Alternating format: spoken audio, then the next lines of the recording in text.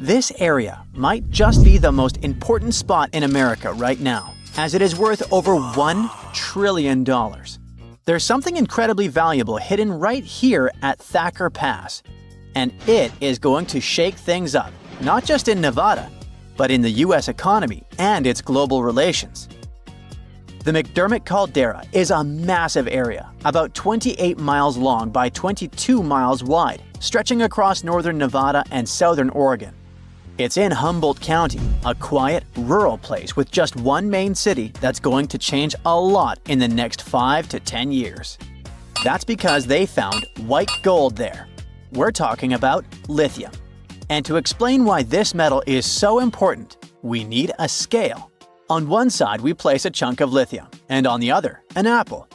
What do you think will happen? If both have the same volume, the scale is going to tip toward the apple. That's because lithium is super light. Its density is about 0.3 ounces per cubic inch, which makes it the lightest solid you can find at room temperature. Lithium is also extremely reactive. That means it combines with other elements very easily, and it can catch fire just as easily. Mix it with water, fire. Expose it to air, yep, fire again. But when you combine its lightness with its high reactivity, you get a material that's perfect for batteries, like the one powering your smartphone, laptop, or even your electric car. Nevada's been hiding this treasure for about 16 million years. The McDermott Caldera used to be a volcanic hotspot, spewing molten rock and creating a huge lake filled with mineral-rich waters. Over time, that lake dried up, leaving behind thick layers of clay loaded with lithium. Right now, Thacker Pass Mine is sitting on one of the biggest untapped lithium reserves in the world, worth about $1.5 trillion. If everything goes as planned, they expect it to produce about 40,000 tons of high-quality lithium a year. And that's enough to make batteries for up to 800,000 electric cars. Like I mentioned earlier, this metal is the backbone of modern batteries. And with the world racing toward green energy, the demand for lithium is skyrocketing. Since 2020, its price has gone up more than 10 times, making it the most expensive battery metal in the world. That means it's way more expensive than magnesium, nickel, cobalt, and other materials used in rechargeable batteries. Right now, we're using about 1.16 million tons of lithium per year, and roughly 85% of it goes into making batteries, mostly for cars. Between 2030 and 2040, experts think we will need to double the money we're putting into production, from $94 billion to $188 billion. At the same time, investment in batteries will jump by over 200%, reaching $686 billion. Finally, by 2050, the demand for lithium is expected to be more than 10 times higher than what we're producing now. Sorry, I know that's a lot of numbers, but I just want to show how important Thacker Pass will be for the whole world. This mine is going to be key to keeping everything running. I mean, literally, since most of the future demand will be for things like cars, electric bikes, scooters, and renewable energy storage. Nevada could also be the epicenter of a global energy revolution, with the US aiming to cut pollution by 50% by 2030. A big part of that is replacing gas-powered vehicles with electric ones.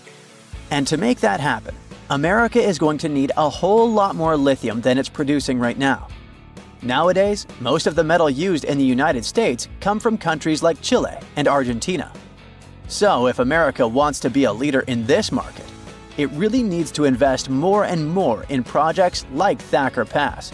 But there's another challenge. Finding lithium in a mine is one thing, but refining it is another story. Just like diamonds are carefully cut and shaped to bring out their sparkle and sold in rings and necklaces, something similar needs to be done with lithium. The raw material that comes from the mines has to be refined into a pure form that can actually be used in things like batteries. And China pretty much dominates this part of the market, and they're responsible for about 75% of global lithium-ion battery production. In other words, it doesn't matter if a country finds this powerful metal on its land, it will probably still need China to help refine it. So, the US is eager to strengthen its supply chain. In fact, they're so excited about this possibility that authorities have invested over $2 billion in loans into the Nevada project. Because of that, Thacker Pass could make the US a leader in lithium production worldwide. If their estimates are right, the McDermott caldera could hold nearly half of the world's known lithium reserves. It would almost double the reserves found in Bolivia's salt flats, for example, which used to hold the record for the world's largest deposit. This discovery is about to change Humboldt County for good. Those quiet streets surrounded by nature will never feel the same again. The mine will need about 2,000 workers who will probably move there from other cities. Those workers will need houses, hospitals, schools for their kids, and all the necessary services. Do you see how it's like a ripple effect? For every person hired to work on the project during construction, 6 more people will get hired in the state to support them. Thacker Pass is also going to have a huge impact on the economy, not just in Nevada, but all across the country. People expect the mine to be active for 35 years, and each year it's expected to generate over $2 billion. But here's the thing. In Thacker Pass, they'll be extracting lithium from clay, and this process has never been done on such a huge scale before. So it's kind of a hit or miss. But if it works, it could completely change the industry. Big question. Who's interested in all this? Well, we've got 3 big companies eyeing the lithium market in the US. First, there's ExxonMobil. The oil giant wants to start producing lithium by 2027, and they have plans to become the top supplier for electric vehicles by 2030. Then there's General Motors, the company behind big car brands like Chevrolet and Cadillac. They're so interested in this business that they agreed to pay $625 million for a 38% stake in Thacker Pass. And finally, Tesla. In 2023, they started building a factory in Texas to process lithium. It's all part of their plan to handle more of their supply chain themselves. Now that you know how important lithium is, you might be wondering, what if we run out? Well, that could happen, since it comes from mining and, just like gold, is a finite resource. But that doesn't mean we'd have to give up smartphones or electric cars. If we ever run out of this metal, we'd probably find new ways to produce batteries. In fact, some experts think thermal batteries could be the next big thing. They store extra energy from renewable resources like wind or solar power, which are very cheap. So they represent a new way of storing energy at a small fraction of the cost. Nowadays, they're primarily used for powering the production of steel, cement, and chemicals. Thermal batteries are also being used to heat and cool large buildings. However, more and more projects are focusing on bringing this technology into private spaces, like houses and apartments. Experts are optimistic that initiatives like these could make thermal batteries as well known as electric batteries, and they might soon become a regular part of our daily lives. You could wake up in New York, grab a bagel for breakfast, hop on a train, and by lunchtime, you'd already be in London enjoying fish and chips. What sounds like every tourist's dream could be a reality soon. Right now, traveling between these 2 cities usually takes about 8 endless hours by plane. But a high-speed train zipping through a massive transatlantic tunnel could make the same journey in just 54 minutes.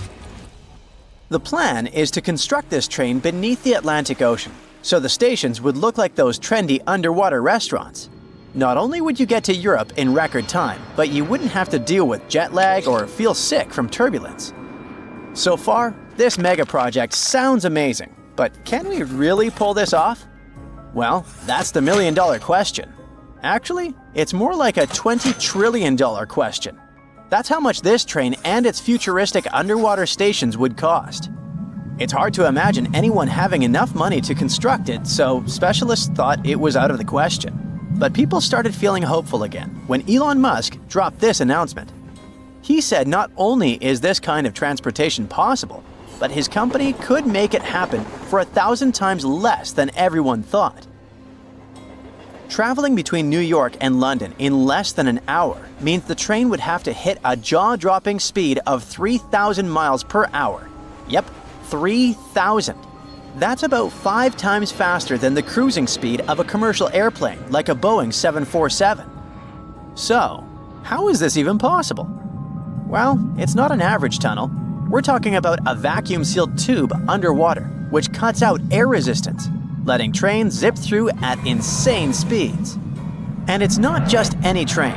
It's more like a high-tech aerodynamic capsule that levitates and moves thanks to magnetic propulsion. At least that's what experts think, since this kind of technology is already in use today with the fastest public train in the world, the Shanghai Maglev. This machine runs in China and hits a top speed of 186 miles per hour. What's crazy is that its locomotives are not even touching the tracks. They're literally levitating and floating just about 0.4 inches above the ground. This line takes people from Shanghai to Pudong International Airport, so travelers don't have to worry about traffic and can get to their flights super fast. This cutting-edge technology makes a 19-mile trip take just 8 minutes and 10 seconds. With a regular train, that same journey would be about 4 times longer. Back in 2001, people worked hard over 2 years to construct the maglev train, and they also spent a lot of money, as the whole project cost over $1 billion. Despite that crazy initial price tag, keeping this line running is not as expensive as it might seem. It's actually cheaper to operate than regular trains. Since the maglev doesn't touch the tracks, that means a lot less wear and tear and way lower maintenance costs. On top of that, its propulsion system is impressively energy efficient. As we've already mentioned, this is the fastest operational train in the world, but China isn't stopping there. They're likely to break their own record soon, having already unveiled a prototype of their next generation train, the CR450. This sleek silver bullet had reached test speeds as high as 281 miles. If this project comes to life, if people really start using it on a daily basis, it will be a game changer for high-speed rail. And it could shrink the journey between Beijing and Shanghai to less than 3 hours. That's like 1 hour less than what people take when traveling on today's high-speed train. Now, the team just needs to run a couple more tests to ensure it meets all necessary standards for commercial operations. This car looks like a Batmobile, and it's probably just as powerful. Say hello to the amazing Koenigsegg Jesko Absolute. Its sleek, futuristic design isn't just for show. Every detail on this machine was crafted to cut through air with precision, reducing drag and turbulence while boosting its high-speed performance. Experts ran the first computer simulations, and the Jesko Absolute hit an astonishing 311 miles per hour. But the team is positive that it can go even faster.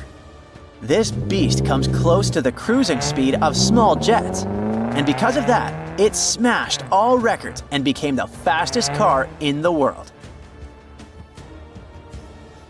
When you visit the Coventry Transport Museum in England, you'll come face to face with a terrestrial vehicle that looks more like a rocket than a car. Meet the Bloodhound LSR. It's been on display since 2019, right after hitting 628 miles per hour during tests in South Africa's Kalahari Desert. But the team behind this vehicle isn't satisfied just yet, and they're 99% sure they can go even faster. So, they're planning to bring it back to the track soon, aiming to smash another record. But there's a catch. The team is still looking for a fearless, skilled pilot who can handle speeds over 800 miles per hour. And before you rush to sign up for the challenge, let me remind you, it's going to take more than just guts. You will need a major sponsorship deal too, because getting back this vehicle on the track and breaking that land speed record could cost around $15 million. If you're curious about the fastest jets in the world, look no further. Meet the North American X-15, a legendary aircraft that flew for nearly 10 years and set an unofficial world speed record of 4,520 miles per hour. This beast is so impressive that it actually reached the edge of space during its test flights in the 1960s. Yep, astronauts' territory. To put that into perspective, commercial airplanes, like the ones we fly in, usually travel at altitudes of up to 42,000 feet, but the X-15 soared more than 354,000 feet. Now, imagine flying faster than ever before, zooming through the sky at over 5 times the speed of sound. That's exactly what NASA did with this revolutionary aircraft, known as the X-43A. This airplane is scramjet powered, which basically means it's an engine that operates at a supersonic level. I mean, it doesn't have any moving parts like regular jet engines do, like turbines. Instead, it uses the plane's speed to push air into the engine. The air gets compressed or squished by the plane's fast motion, then mixed with fuel and burned to produce thrust. For non-experts, this might seem crazy, even dangerous. In fact, we should mention that the first flights of the X-43A weren't exactly smooth sailing. The initial attempt happened back in June of 2001, but the airplane was destroyed after the booster rocket went out of control. Thankfully, the second and third attempts were a huge success, with record-breaking flights that made history. I know elevators aren't the first thing that comes to mind when we think about super-fast means of transportation, but it's only thanks to ultra-modern high-speed elevators that skyscrapers as tall as the Burj Khalifa and Taipei 101 became accessible. One of the fastest elevators in the world is located in the Shanghai Tower in China, which has 128 floors. To get people from the ground floor to the top of the building quickly, the elevator has to move at an incredible speed of 67 feet per second. That's faster than Usain Bolt at his top speed, but just a little slower than a cheetah. Still, it is super fast, about 5 times quicker than the elevators we ride in most buildings. So if you're afraid of heights, speed, and tight spaces, we suggest you avoid going that far. Now, when you think of Norway, things that come to mind are the sun that never sets in the summer, unbelievable nature, the fact that it's one of the happiest countries in the world, even white bears that freely roam in the wild. I'm guessing they're happy too. Already planning your trip to this dream country? Well, don't rush. You'll have to review your budget. Fuel there is 10 to 15% more expensive than in other Western European countries. A meal at a cafe for one person will cost at least $30. Plus, consider yourself lucky if you manage to find a hotel at $100 a night. If you Google the most expensive country in the world, you'll see this list. Switzerland, which is meanishly expensive. The United States, duh, been there, know that. Luxembourg is not a surprise either. And then, all of a sudden, you see Norway. Just so you know, a family of 4 would need over $4,000 a month just to exist in Norway. And it doesn't even include rent. Specialists say that Norway is around 7% more expensive than in the US. Norway is a bit weird though. Usually the richest countries have national currencies that are stronger than the US dollar. Take Swiss francs, for example, or the Kuwaiti dinar, which is literally the boss when it comes to currencies.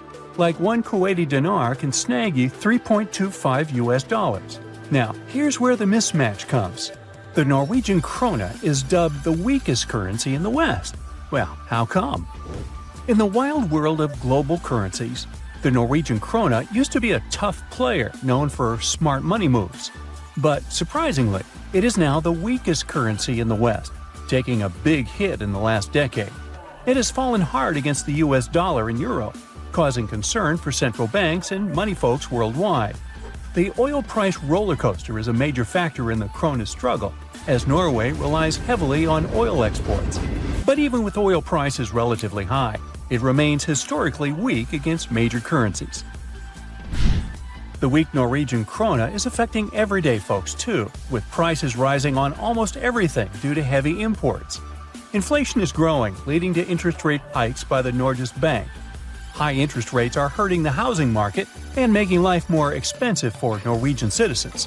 So one of the supposed reasons for why Norway is so expensive might be weak national currency. What else is particular about Norway? Well, climate for sure.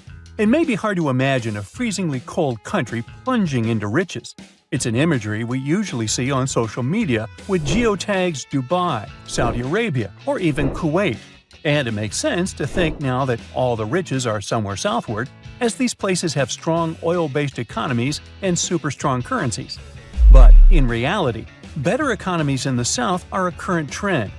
Ever wonder why cold countries seem to be raking in the cash while the hot nations are just hanging out? Turns out, those living in chilly climates had to hustle just to survive winter. Think building shelter, stockpiling food, and keeping that fire burning. Meanwhile, those basking in the sunshine had it a little easier with hunting and foraging year-round. This theory holds true even in the land down under. Sydney and Melbourne, the top dogs in Australia's wealth game, also happen to be some of the coldest cities, while Darwin, the warmest city, is lagging behind. Some might argue that this theory doesn't hold up when we look at ancient civilizations or modern hotspots like tropical Singapore. But hey, times change, and so does wealth generation. Back in the day, it was all about farming, but now it's more about industry and innovation. So, Norway may seem to have been bound to get rich historically and geographically. Still, it's not exactly so. Norway used to struggle a lot. Back in the day, it faced some tough times with harsh winters and tricky geography. They even had famines that pushed families to seek a better life in the US. So, how did Norway go from rags to riches? Yep, oil and gas played a big role. The country is small, but it has around 0.31% of all oil reserves in the world.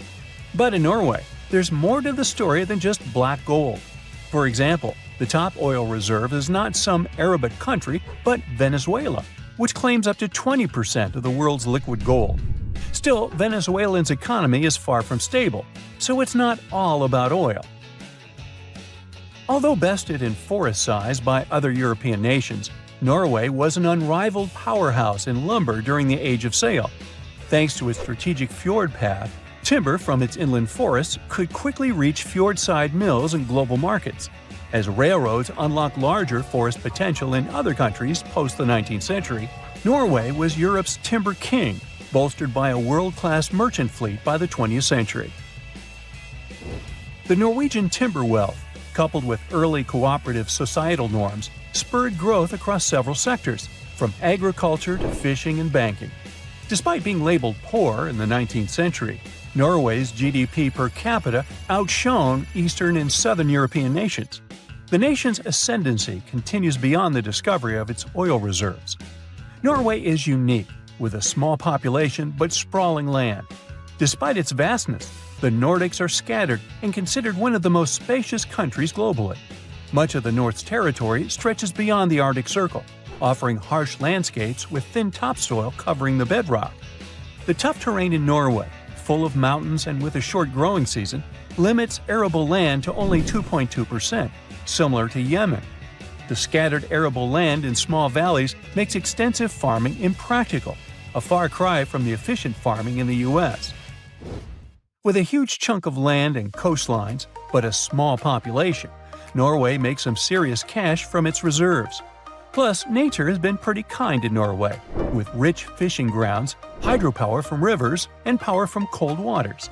And only then comes the little thing called oil. The late 50s saw a big discovery that changed everything for Norway's economy. Fast forward to today, and petroleum activities have been a major game changer for Norway, feeding its economic growth and funding its welfare state. But Norway didn't just sit back and watch the money flow in. They made smart moves, like creating a sovereign wealth fund to manage their oil wealth for the long haul. The fund sees some big bucks, currently standing at 1.7 billion Norwegian kroner, or over 160 million US dollars. Norway uses the interest from this fund to boost its annual budget, ensuring top-notch healthcare, education, and welfare for its citizens. And here's the kicker: Norway's not resting on its laurels. They're investing in sustainable technologies, like offshore wind power, to secure a bright future beyond oil and gas. Now, Norway may be expensive, but it can't compete with the world's costliest place to live, Monaco. It's almost 4 times more expensive than the global average. So, if you're looking to rub elbows with the rich and famous, look no further than Monaco. With property prices soaring to an average of over $50,000 per square meter in 2022, It's no wonder why this tiny country is a magnet for the la-di-da. However, there's a place that's particularly expensive for tourists, and I'm not talking about tourist traps. Neither Oslo nor Monaco can beat the prices in, well, take a second to make your guess. Ready? Welcome to Ashgabat, Turkmenistan's capital. A gallon of milk costs a whopping $15, while a standard internet subscription plan will set you back $168 a month. Calm down, you're not poor, it's just an economic glitch. The reason for these prices is simple.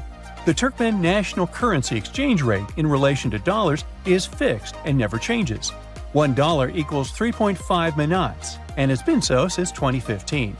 Local prices in the local currency grew to inflation, making it not proportionate to prices in dollars. The exchange rate never changes.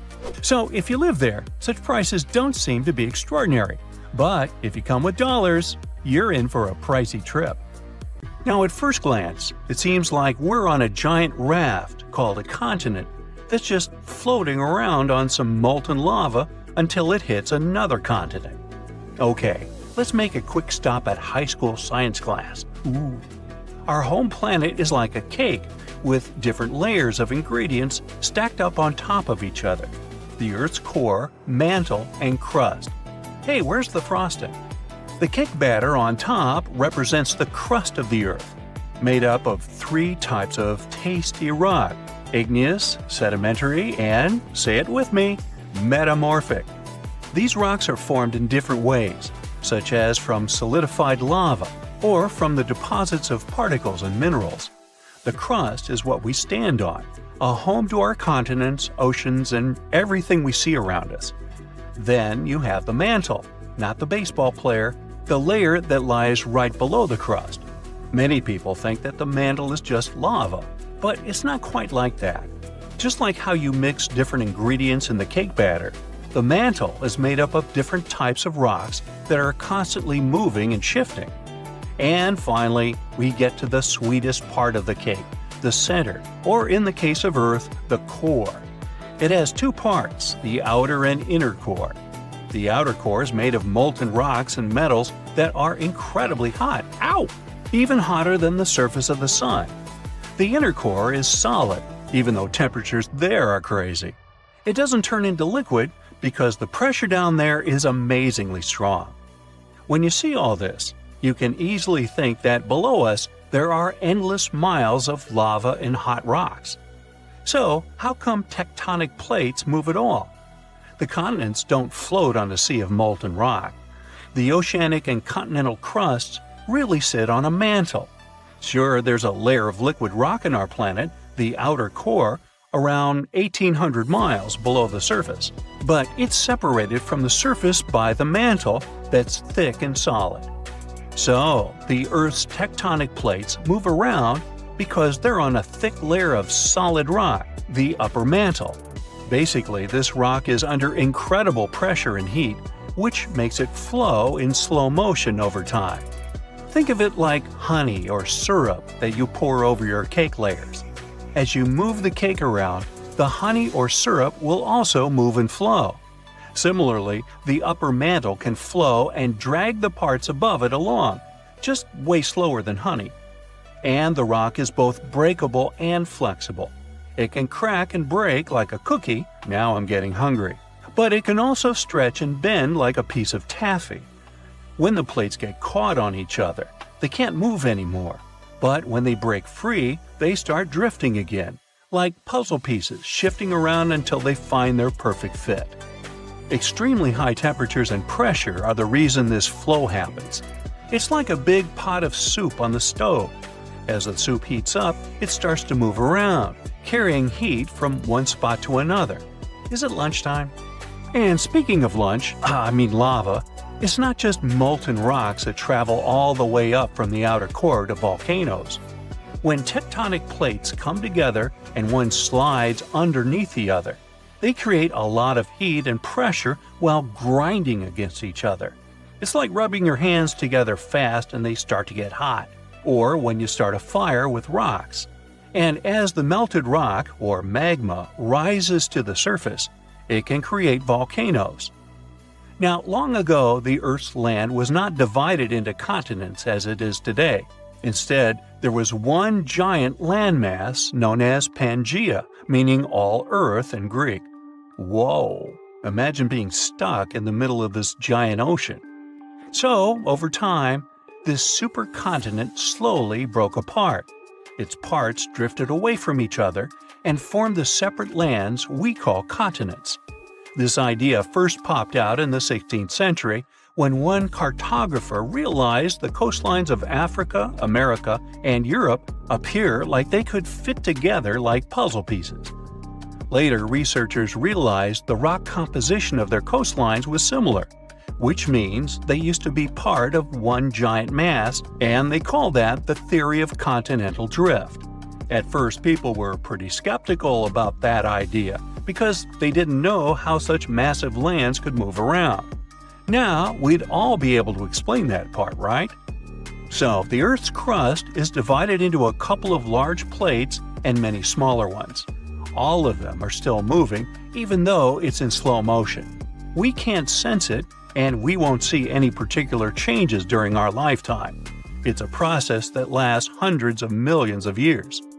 As the plates move, they interact with one another in fascinating ways. For example, when two plates collide, one may be forced beneath the other, which would help create a subduction zone. Over time, this is the way you get many cool things like volcanic islands, trenches, and even entire mountain ranges. Plates apparently started moving around 3.5 billion years ago. It took them a while to group into the first jigsaw supercontinent we know about called Ur. Today, its remains make up parts of Madagascar, India, and Australia. Pangaea formed 335 million years ago, but it probably won't be the last continent that will form. So, some new generations in the distant future could live on something called the next Pangaea. When the oceanic crust of the Atlantic Ocean slowly takes its place under the continental crust, the oceanic basin of the Atlantic is going to close, which is why the continents will end up pulled together.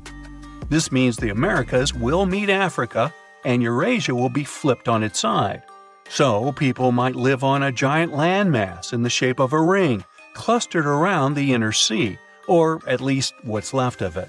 Or maybe continents will take another direction and make up a different jigsaw puzzle called Amasia. In this scenario, the Americans will drift westward, fuse with Australia, and pivot to around Siberia.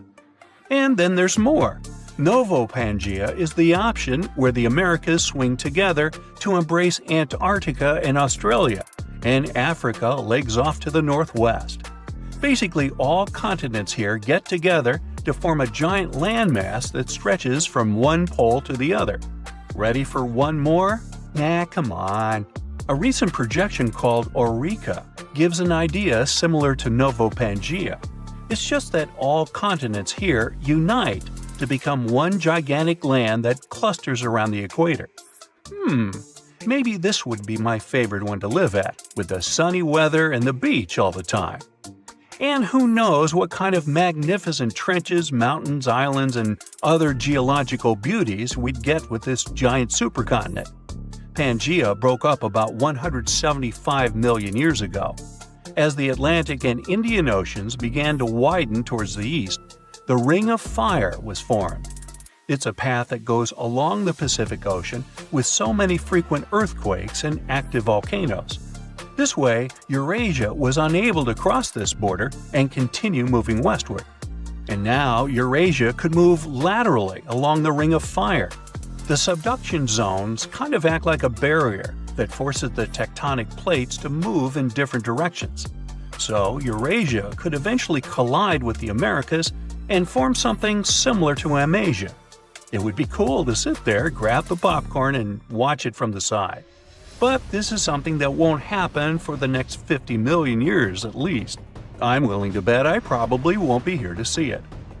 Different theories talk about different positions where this new supercontinent might end up one day. But it seems it will probably be somewhere in the polar area, centered on what we today recognize as the Arctic Ocean. Not my cup of tea. Bring me back the sunny one. Wait, scratch that. Let's go eat. Planning your next trip? You need to find accommodation, book airline tickets, and what else? Make sure you're safe on the road, of course. Some tourists actively seek dangerous destinations, though. The Yungas region in western Bolivia is the perfect place to find adventure. It's home to one of the most perilous tourist destinations on the planet, Carretera de la Muerte, the Death Road. The Yungas Road is around 43 miles long. It connects the capital city of La Paz to a town in the Amazon basin of Bolivia. The local bus covers the distance in some 3 to 4 hours. But why so long? The road from San Francisco to San Jose is roughly the same length. You can cover this distance in under an hour by car. So, what's stopping drivers from doing the same on the Yungas? It's more than one thing. If you want to drive to the Bolivian capital, you'll set off at an elevation of 5,000 feet. But when you reach your destination, you'll be at a staggering 12,000 feet above sea level. After all, La Paz is the highest capital city in the world. If these figures are making you dizzy, you might want to sit down before you hear the next number. The highest peak on the whole road, La Cumbre, sits at more than 15,000 feet. That's the height people go skydiving from. Such high mountains aren't the best place to build a road. But the engineers didn't place the road here for no reason. It's an important trade route. Trucks transport everything from coffee to tropical fruit along the Yungas Road. It's nearly a century old, constructed in the 1930s. In most places, the road is unpaved. Its main surface is a mix of dirt and gravel. The workers carved it out of an almost vertical mountainside. Look down and you'll feel vertigo. There's a drop of some 2,000 feet.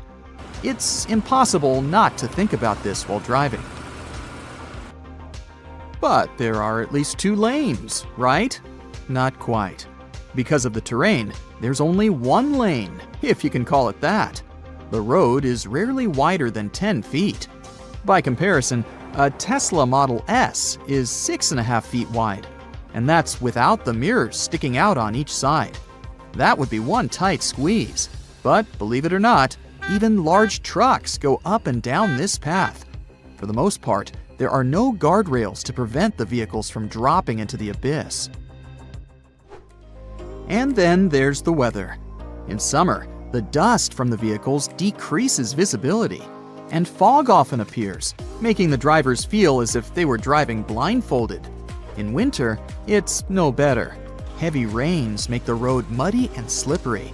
Torrents can wash away whole sections of the roadway. Landslides occur frequently. A boulder can fall on an unsuspecting driver at any moment. Sounds more like an obstacle course than a roadway. The only good side is that you shower on the go. There are natural waterfalls along the way that travelers use to wash themselves. Until 2006, this mountain highway was the only way to reach the capital from the Yungas region. That's why buses and trucks of all sizes had to squeeze along cliff edges. Sadly, some of them never made it to their destination. On average, 26 vehicles plummet over the edge each year. The total cost in human life? 200 to 300 people lose their lives each year on the Yungas Road. That's really sad. The Bolivian authorities were determined to change something. It took them a full 20 years, but they finally constructed an alternative road. It runs along a nearby mountain range. The new bypass has 2 paved lanes. It's secured with guardrails, and it even has drainage. This helped relieve pressure from the old and dangerous route. Today, there is significantly less traffic than in the 90s. At that time, the Inter-American Development Bank proclaimed the route as the most dangerous road in the world. In come the tourists. Yes, after the locals could finally travel safely across the region, travelers from all over the world took on the challenging road. Tens of thousands of them flocked to the road in search of adrenaline, mostly traveling by bike. but the path is still dangerous. Since 1998, at least 25 cyclists have lost their lives here. The road is so narrow that you don't have enough space to brake. The side of the road is lined with memorials to people who perished riding their bicycles here. But the Bolivian highway isn't the only dangerous destination tourists like to visit. In Africa, there's a natural pool at the very edge of Victoria Falls. It becomes accessible only in the dry season. That's when the water level of the mighty Zambezi River drops enough to reveal the pool. People come here to take amazing photos, but they're just inches away from danger. A rock lip forms the edge of the pool. If a careless swimmer goes beyond it, there is a huge drop, well over 300 feet. The danger is very real. Tourists often forget they're in the middle of a powerful river. More than 1 million gallons of water cascade down Victoria Falls every minute. A complete lack of water can be dangerous as well. That is the case in one region of California, Death Valley. This is the hottest place on Earth. Temperatures here reach 130 degrees Fahrenheit. But tourists are attracted to these extreme conditions. In 2022 alone, more than 1 million people visited the area. Trekking in this desert landscape is highly dangerous. Even driving can cost people their lives. If you have a car accident here, the heat will soon get to you. Dehydration and heat stroke are real dangers. And if that wasn't enough, there are rattlesnakes. 7 species of snakes live in the Mojave Desert.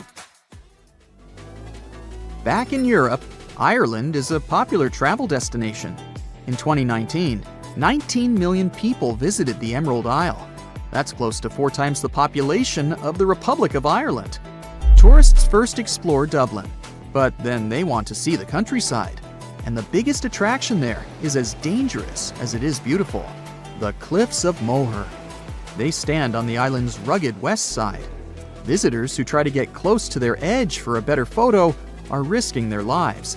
The drop is 700 feet. One wrong step, and they can fall down from a height greater than the height of the Great Pyramid at Giza. Sadly, this has already happened several times in the past. In Florida, there is a place that looks like a dream to any American surfer: New Smyrna Beach. But there is a danger lurking beneath the waves: sharks. New Smyrna is a hotspot for them.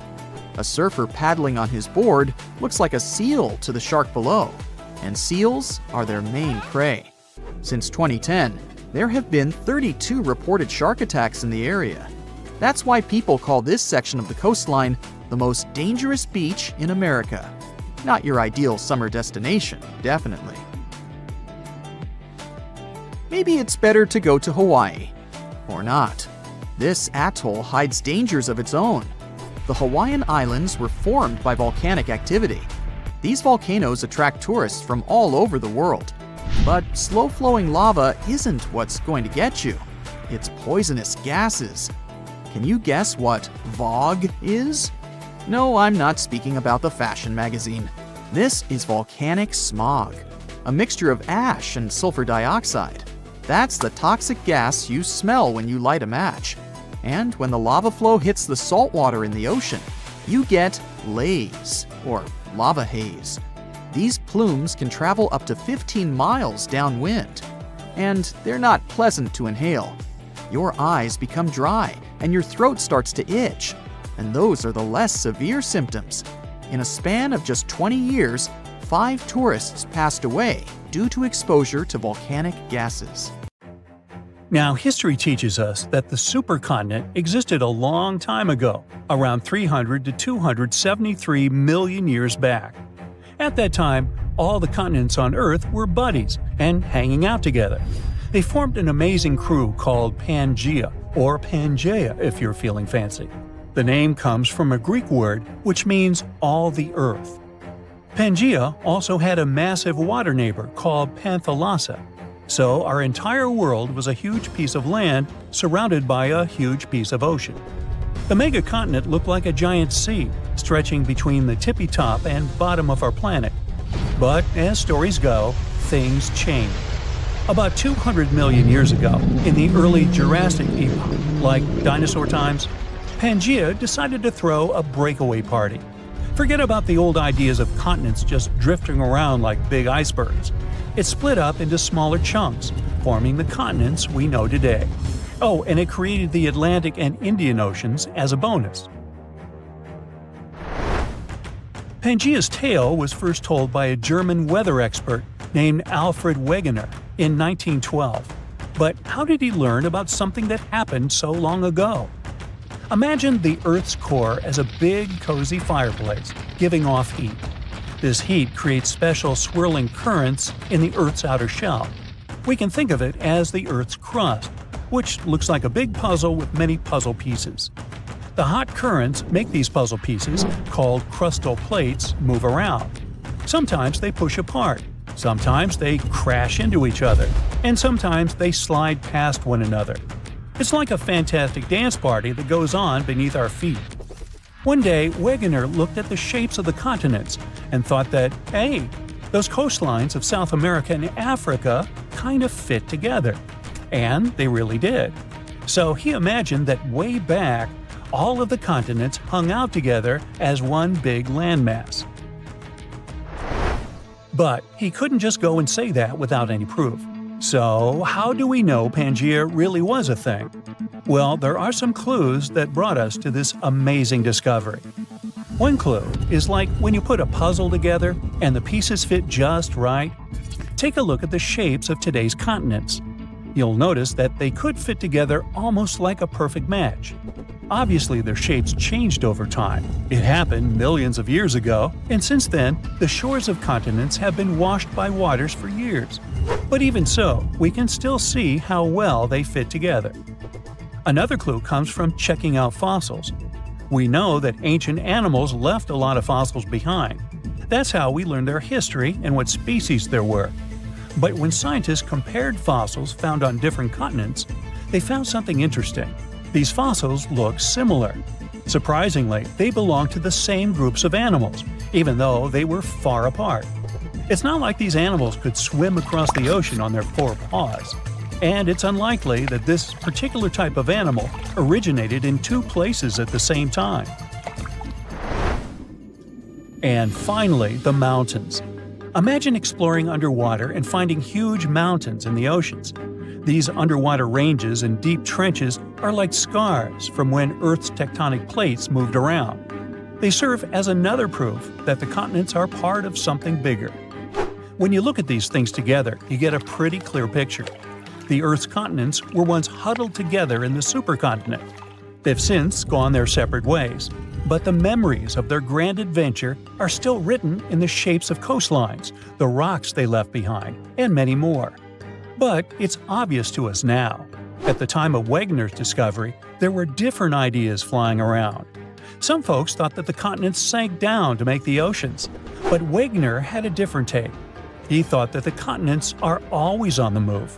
He even came up with a fancy phrase, continental drift, to explain it.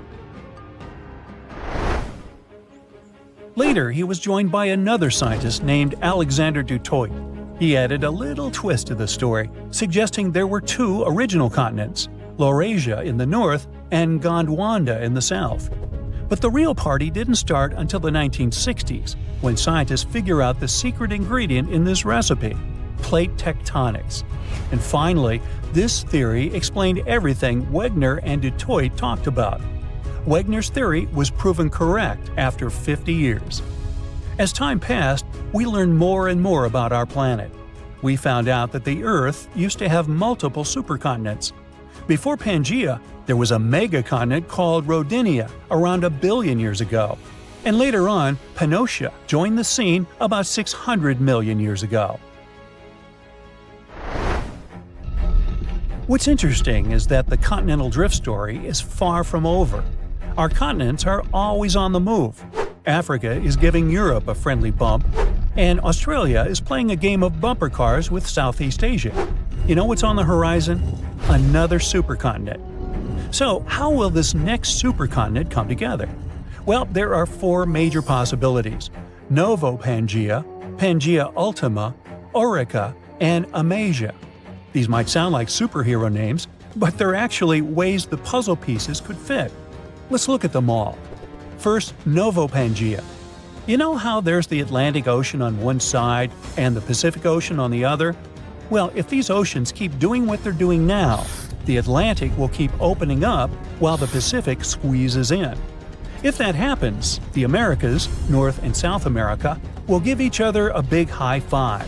And Antarctica, that icy land way down south, will join the fun too. It'll be drifting northward. Next, Pangea Ultima. In the future, the Atlantic Ocean might get tired of being so wide. It might decide to slow down and shrink a bit. The Americas and the northward drifting Antarctica will probably crash into Africa and Europe. And just like that, a brand new supercontinent forms. There are these spots where the ocean floor is sliding underneath the land. It's like a secret underwater passage. These spots are called subduction zones. So if these secret tunnels will be spreading all along the east coast of the Americas. The Americas, Europe, and Africa might come together again, and they'd form a supercontinent. This supercontinent would be surrounded by the Pacific Ocean. The next possible supercontinent is Orica. In this scenario, the Pacific and Atlantic Oceans might decide to take a nap and close up. But don't worry, because when one door closes, another opens. In this case, a whole new ocean would pop up to replace them. Imagine a big crack in the ground cutting through Asia, like a zipper opening up. This crack is called the Pan-Asian Rift, and it would become a brand new ocean. With this new ocean comes a new supercontinent, Orica. Australia is currently drifting northwards, like it's trying to find a nice spot at the center of our planet. East Asia and the Americas might join in from both sides. After that, Europe and Africa might link up with the Americas, and boom, Orica. And finally, Amasia. It might form if some of the tectonic plates go north. They can take continents like Africa and Australia along for the ride. They'll be hanging out around the North Pole. All the continents except Antarctica might come together.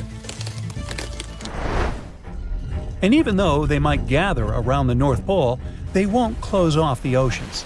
The Atlantic and Pacific Oceans would still be open for business. How this grand reunion happens depends on the Earth's tectonic movements. So far, we believe that Novopangea is the most likely scenario. It also depends on what exactly happened to Pangea after it broke apart. And when the new supercontinent appears, what's going to happen with the weather? How will the ocean behave? And what about the animals and plants? These questions all light up our minds. Who knows? Maybe someday our descendants will look at the world map and see this incredible journey come full circle. So keep asking curious questions and stay tuned for the next 100 million years. Doggerland? No, it's not a country of dogs, as you probably first thought. It's a land the size of Great Britain in the north of Europe. But don't bother trying to find it on the map of the old continent. Your search will come back empty. Doggerland hasn't existed for thousands of years. But where was it exactly? And did humans live here? Scientists are doing their best to answer these questions. Let's start with the name. In the 1990s, a British archaeologist named the area Doggerland after Dogger Bank, a sandbank some 60 miles off the east coast of England. The word probably comes from Dutch. It was used for a fishing boat with 2 masts. Makes sense, since today, the North Sea is a rich fishing area. But thousands of years ago, people living here had a different diet. Some 12,000 years ago, the last major ice age was slowly reaching its end. Doggerland didn't feature seawater, but marshlands, lagoons, forests, and gently sloping hills. At that time, Britain and Ireland weren't islands. They sat deep inland. You could set off in Denmark and walk all the way to the north of Scotland. There was a system of rivers that emptied themselves in the North Sea. Back then, it was more of a channel that separated Doggerland from Norway. The rivers were different too. The Thames flowed into the Rhine. The ancient river they formed flowed into the place of today's English Channel and emptied itself into the Atlantic Ocean.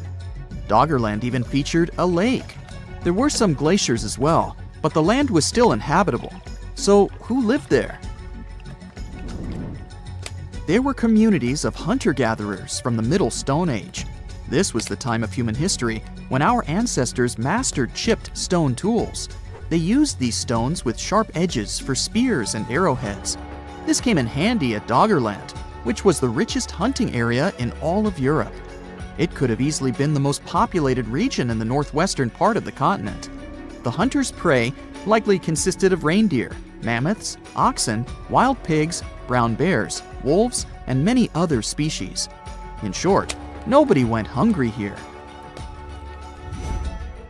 Meat wasn't the only thing on the menu. Ancient residents of Doggerland collected hazelnuts and berries. They lived in wooden huts. They built them close to rivers, and they even constructed their settlements on hills. Remember Dogger Bank? It now sits underwater, but it used to be a mountainous region. Doggerland must have been prime real estate in prehistoric times.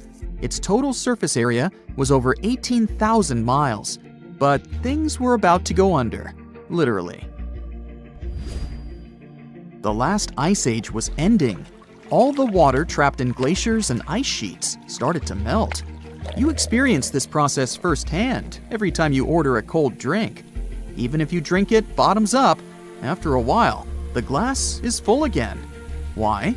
Because the ice cubes have melted. Think of Doggerland as that glass. The sea levels started rising quickly. Every century, the sea flooded from 3 to 6 feet of dry land. Just imagine what this would mean today. Miami's elevation is just over 6 feet. The city would be flooded in less than 100 years. But there was one event that speeded things up. The Storegga slides were a series of submarine landslides in the Norwegian Sea thousands of years ago. And what happens when huge chunks of Earth shift suddenly underwater? Gigantic waves. You probably know what a tsunami is. Doggerland was likely pounded by several of them. They were so powerful that researchers believe they washed away Great Britain's land bridge to the rest of the continent. All that was left of Doggerland was an island the size of Wales. Scientists estimate that the waves of this ancient tsunami were at least 40 feet high.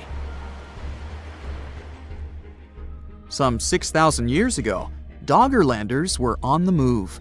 They were migrating to higher grounds, England and the Netherlands in their case.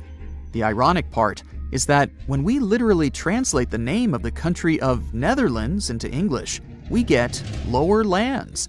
But thousands of years ago, this was higher ground for hunter-gatherers escaping the flood. Once it was all over, the continent of Europe got the shape we easily recognize today. But Doggerland was nowhere to be seen. It's been sitting under the waves of the North Sea for 8,200 years. Does the idea of Doggerland remind you of a more famous case of a submerged land? The lost city of Atlantis comes straight to mind. But there is an important difference. Atlantis is only a legend. Everything we know about it comes from the writings of the Greek philosopher Plato. Scientists have been searching for Atlantis for a long time. And, up to this day, they can't even agree where exactly it was. Theories range from the Mediterranean to even Antarctica. Doggerland is not a myth. Everything science knows about this lost land comes from hard evidence. In 1931, a fishing boat was doing its thing off the coast of Norfolk in England.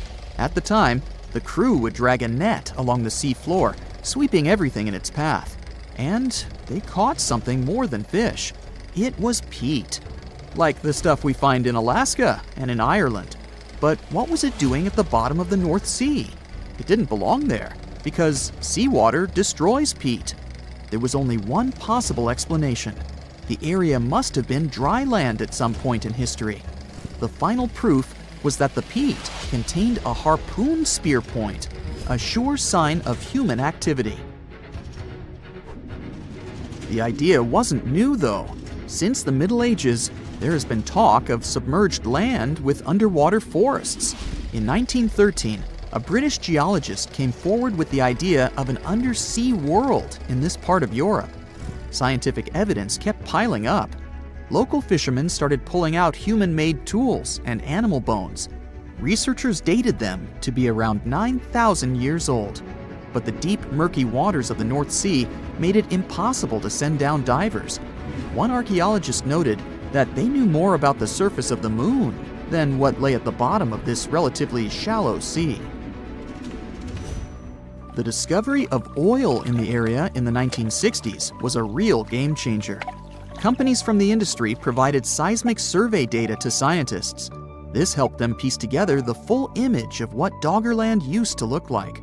Computer models soon produced images of river valleys, coastlines, freshwater lakes, and hills. There are even footprints of nomadic tribes preserved on the sea floor. Today, marine biologists are using magnetic fields to map out this lost underwater world. But Doggerland isn't the only place on Earth that went under the waves. Beringia is another lost world of global importance. This used to be a land bridge between Asia and North America. It got its name from the Bering Strait. It is 53 miles wide at its narrowest point. But until the end of the last ice age, this was dry land that our human ancestors called home. Genetic evidence shows that Native Americans lived in Beringia for some 15,000 years. If you want to imagine what this land looked like, think of present-day Arctic Alaska. It was a shrub tundra. There were also small willows and birches. Sorry, no woolly mammoths. Large grazing animals simply wouldn't have had enough food in Beringia, though there were probably elk and bighorn sheep in the area. But the Ice Age wouldn't last forever. Like in Doggerland, sea levels started to rise. This happened some 13,000 years ago. It wasn't all bad news, though. Scientific evidence suggests that around this time, people started moving south. They left the slowly sinking Beringia and crossed over into Alaska. From there, they populated both Americas. These were the ancestors of Native American tribes. The world's largest fence spans over 3,100 miles from Queensland to South Australia. If stretched out, it could easily connect London to New York. And if you'd walk next to it, you'd need 6 months to complete the journey. It wasn't built to safeguard the Australian border. Why would it, since Aussies are just surrounded by water? It wasn't meant to protect some important building either. Its purpose is to keep some animal species away from each other. It was back in the late 1800s when Australians started building parts of this fence. They wanted to create a barrier separating the lively, bustling part of the country where cities like Melbourne and Sydney thrive from the harsh, dry outback. They used wooden posts dug deep into the ground, linked up with wire mesh standing about 6 feet tall. Some parts of the fence even have a second electrically charged layer. To make sure this fence did its job, they added some red and white lights to help guard things even at night. A team of over 20 people work full-time to keep things in check here. And every year, local authorities chip in around $750,000 to keep the construction in shape. Why all this trouble? The main reason was dingoes. These gingery, wolf-like creatures are Australia's largest carnivore mammals, and they're also apex predators. They were causing a lot of trouble to local farmers, especially in southern Queensland, where they often go after sheep. For the most part, the fence has been doing its job okay, but it's not foolproof. Some dingoes still manage to sneak through. Other times, wild camels end up crashing into it. That's because Australia has quite a massive camel population roaming around. But this man-made solution did more than locals expected. They thought there would just be fewer dingoes within the fence, but fewer dingoes mean more kangaroos. And more kangaroos mean more competition with the sheep for food. It's not just the bigger species feeling the squeeze.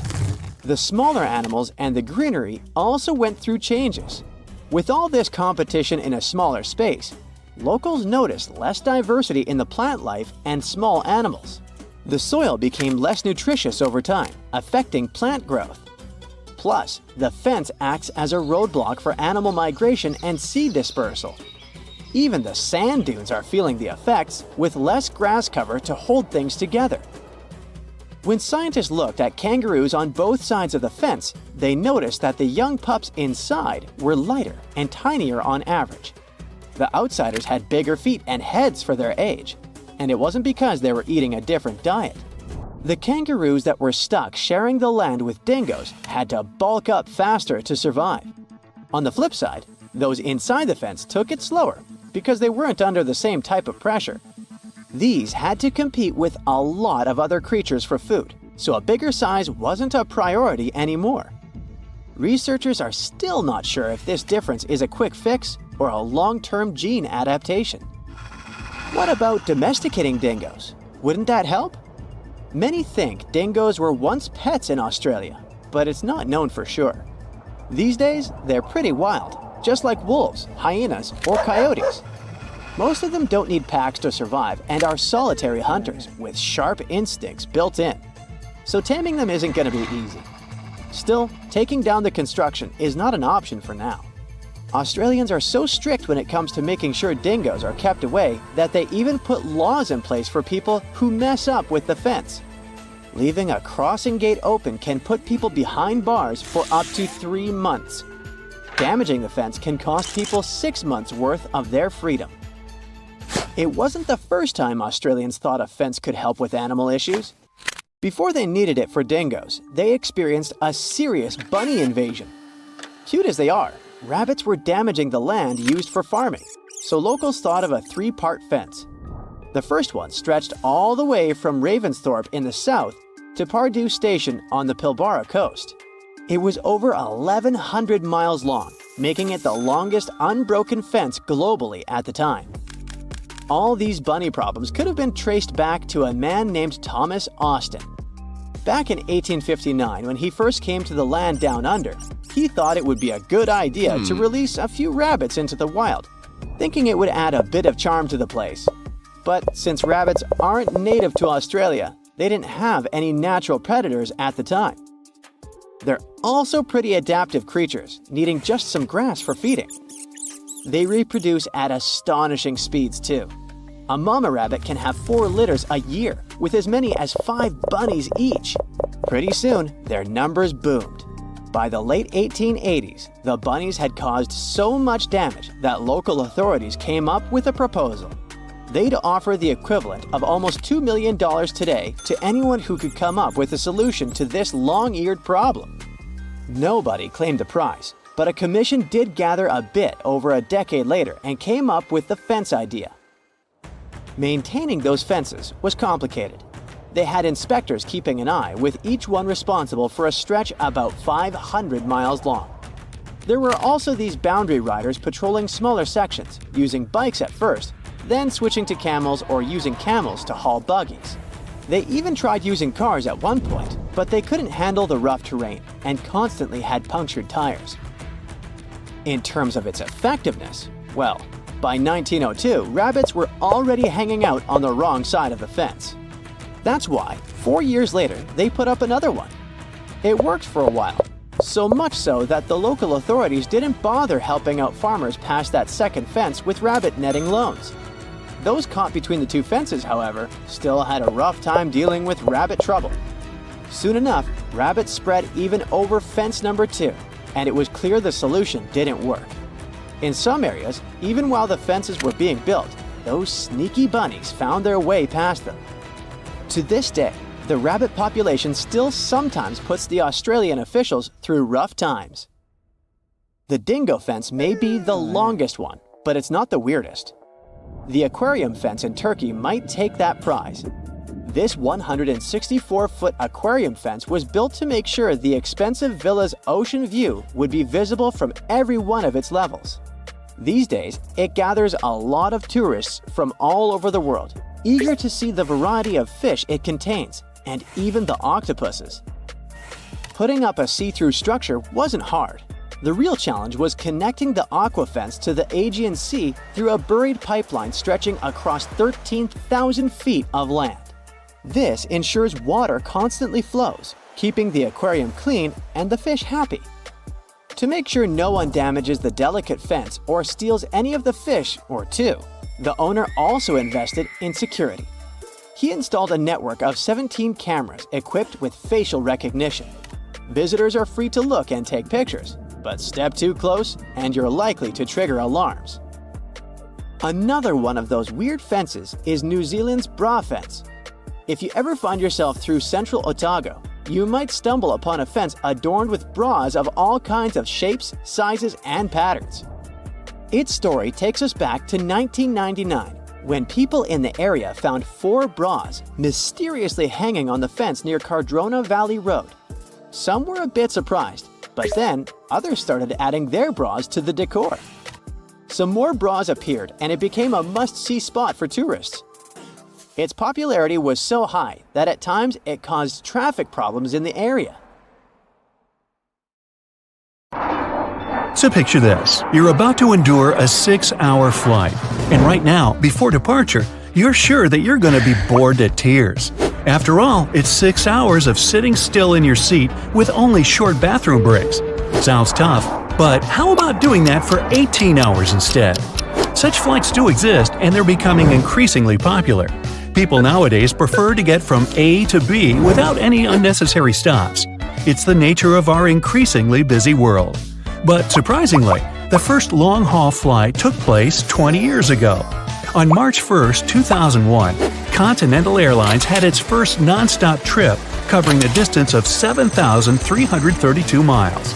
In the late morning, the aircraft left Newark, New Jersey and headed north. It traveled over the northern part of the US, then Canada, and flew over the North Pole. Then the plane went over Russia, Mongolia, and China, and a staggering 16 hours later, it landed in Hong Kong. People all over the world were elated by this new development since it opened so many possibilities for fast travel. A lot of business travelers have frequent trips to these 2 leading financial centers of the world. But before 2001, there hadn't been any non-stop commercial flights that could make such trips more convenient. Funny enough, just several days after the first flight from Newark, United Airlines started their own service to Hong Kong. But since their planes departed from JFK Airport, this airline set a new record because the distance was about 2 miles longer. Nowadays, the champion of long-haul travel is Singapore Airlines with their flight from Newark to Singapore. Just imagine, the longest commercial flight in the world lasts 18 hours and 45 minutes and covers over 9,500 miles. That's longer than the Earth is wide. I'll bet it seems like it too. Well, if long-haul flights are so frequent nowadays, why do people still search for connecting flights? Well, that's a good question, and the answer is money. Let's have a look at an ultra-long-haul flight, say from Singapore to New York. For these flights, Singapore Airlines uses an Airbus A350-900 ULR, which stands for ultra-long range. There are only 7 of such airplanes in the world, and they can cover a distance of 9,700 miles without making a pit stop. But not so the passengers, I'll bet. But while the standard type can carry 253 passengers on board, its ultra-long version seats only 161. You may think that's kind of weird, but the thing is, there are no economy passengers on these flights at all. Business passengers occupy 67 seats, and 94 cater to those in premium economy. You see, more passengers and more seats mean more extra weight for the aircraft, and carrying more weight leads to using more fuel, which means pit stops. See how it's all connected? Anyway, passengers in business and premium classes pay more for their tickets. So, in the end, airlines don't lose anything from operating such insanely long flights halfway around the world. Nights can last 24 hours here. Streets have no names, and some say there are more polar bears than humans. Cats are also banned, and if you manage to get here, you'll be expected to take off your shoes when entering a restaurant or a museum. Svalbard is a group of Norwegian islands that lies in the chilling depths of the Arctic, and it's one of the closest places to the North Pole people can live in. Visiting needs a lot of planning in advance. You'll need a visa, clothes for extremely cold weather, and an experienced local expert to guide through the wilderness. Why no cats? Because they're considered an invasive species that can damage delicate wildlife, especially the birds, which have no idea how to fend for themselves against furry felines. There are no names for streets, only numbers. This was the custom way back when the region was filled with miners, and they wanted to keep things simple. You might see slippers being offered when you enter an establishment for people who want to take off their shoes. This is also based on an old practice when locals took off their dirty outdoor shoes to avoid making a mess inside. These islands are also home to the impenetrable global seed vault. The construction needs to be kept in pristine conditions, since it's home to around 1 million plant seed samples in case something bad ever happens to our planet and we need to rebuild our natural habitat. The plant vault was constructed deep within a mountain and over 400 feet above sea level. It's also built to withstand very strong earthquakes. There are no visitors allowed inside, but some guided tours take people very close to its gates. Once you reach this island in the South Pacific, you can claim a piece of land and start building your dream home. It's called Pitcairn, and last they checked, it hosted less than 50 permanent residents. The weather stays tropical all year round, and the landscape is breathtaking, but it's a pain getting there. Say you're departing from Los Angeles. You'll first need to take a flight to Tahiti. Then, board another flight to the island of Managriva, which only departs once a week.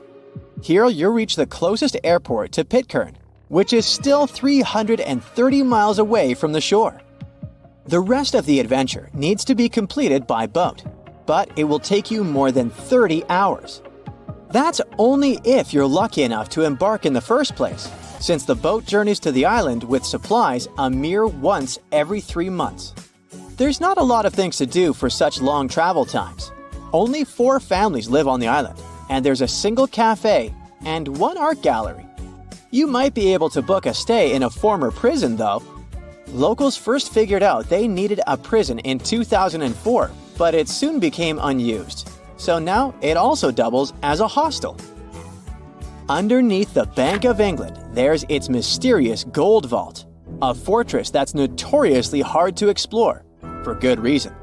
It's said to house around 400,000 gold bars, valued at around $250 billion. There are many layers of defense on this place.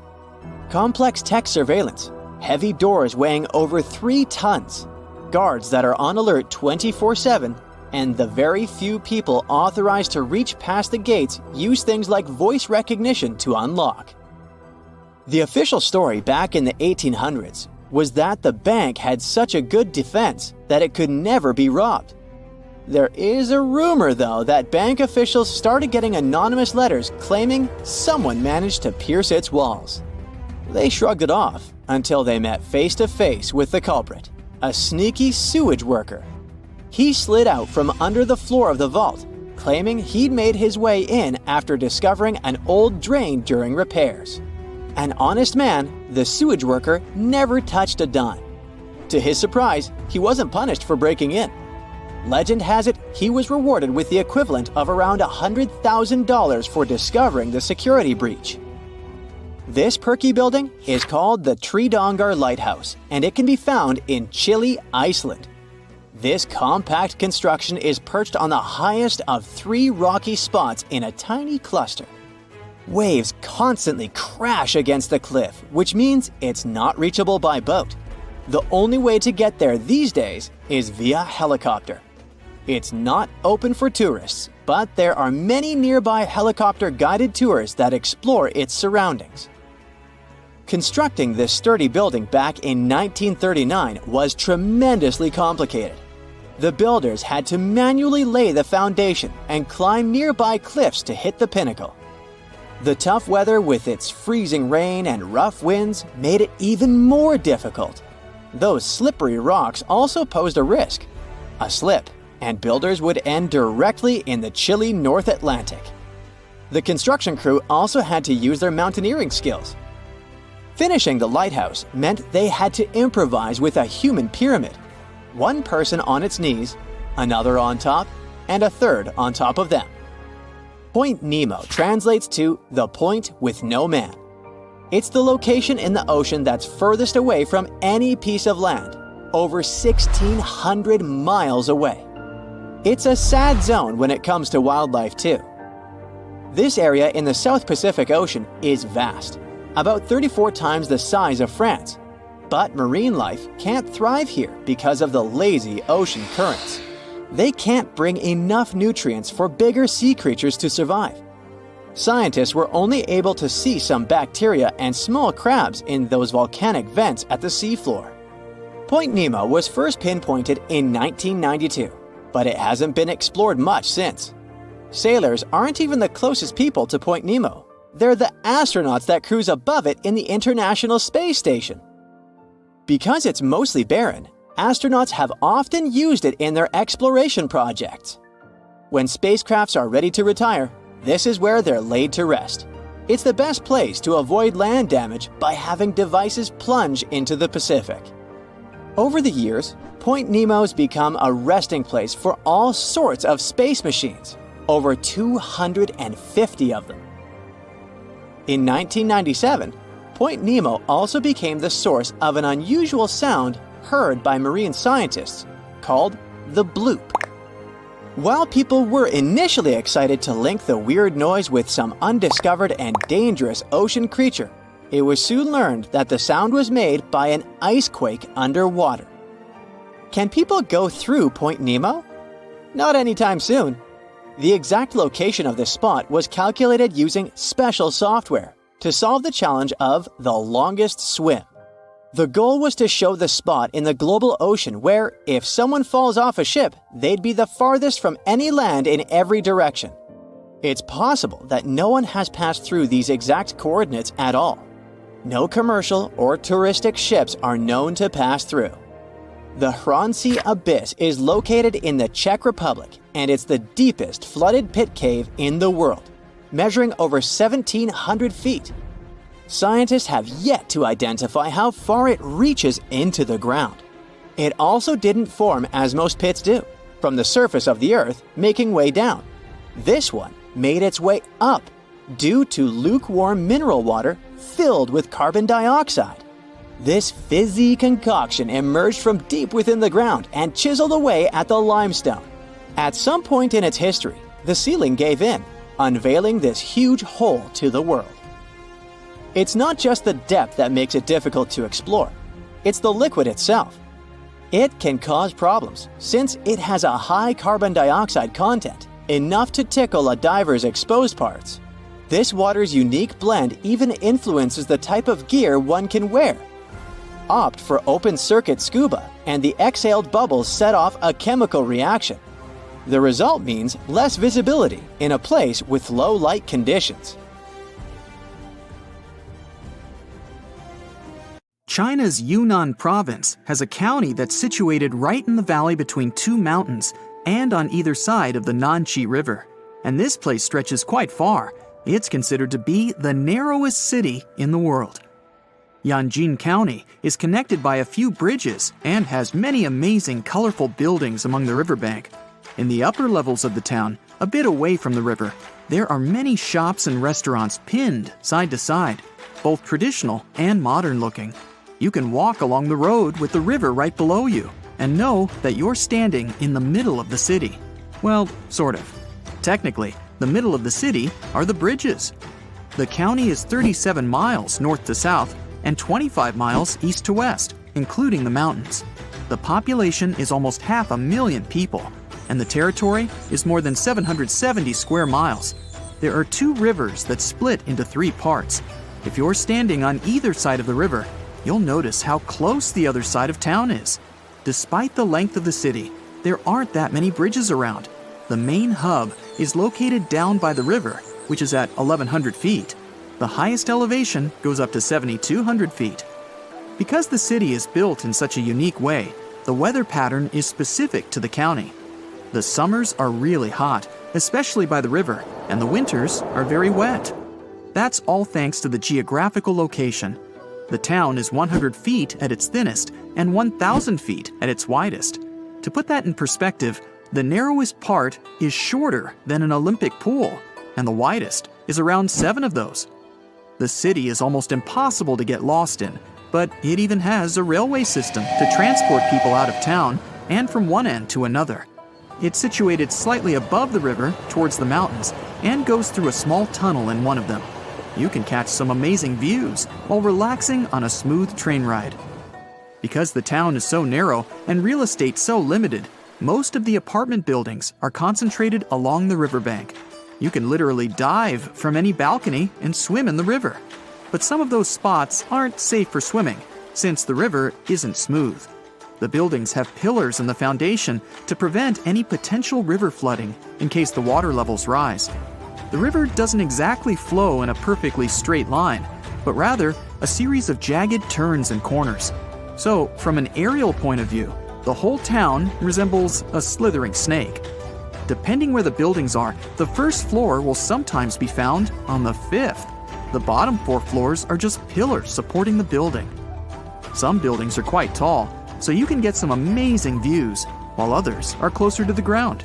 Either way, you gotta admire the creativity put into the engineering. To build a whole town in such a place isn't easy. Besides the town being charming as it is, the cultural aspect is another reason to visit this place. Once a year, the Dancing Flower Festival takes place. A group of locals dress up in traditional clothes in a special space where the dancing is. There's also the old town of Dusha. Even though most of the town adopted modern ways of living, they still keep the old traditional architecture around. This little charming spectacle is more than 2,200 years old and was an important passage linking Yunnan province and central China during the 3rd century. The entrance to the old town combines the ancient architecture with modern designs. At the entrance of the town is the famous Old Pavilion. Walking along its roads makes you feel like you're in the ancient times. They're all rugged, yet still well preserved since they built them centuries ago. And nearby is the mountain scenery, which has limestone peaks covered with flowers and herbs. You can get lost in a natural maze of trees and rocks. This place is an escape from the hustle and bustle of the main town, and isn't so far away either. The town has a deep history and has been populated for hundreds of years. The county was famous for its salt trade, since it's strategically one of the best routes for caravans and traders. But sadly, the economic situation isn't easy for imports today. Since there's only one access road to the town, trucks bringing in goods are always limited. It does well on tourism for foreigners and local Chinese too. The old town of Lijiang is another charming town in the same province as Yanjin. The town is built on an uneven landscape, but adapted to it perfectly. In ancient times, the location served as a strategic point for trade between surrounding provinces, and even connected with the Silk Road. It was also a cultural melting pot between different ethnic groups in the region for over 800 years. So, most of the traditions and architecture are a result of all those years of trading and sharing and mixing different cultures. It's also a good location that gives access through the mountains. The rivers and springs flow down to the town through ancient canals that are still used to this day. The town is divided into the Dayan Old Town, Baisha, and Shuye. Dayan Old Town was considered to be the commercial center for Lijiang.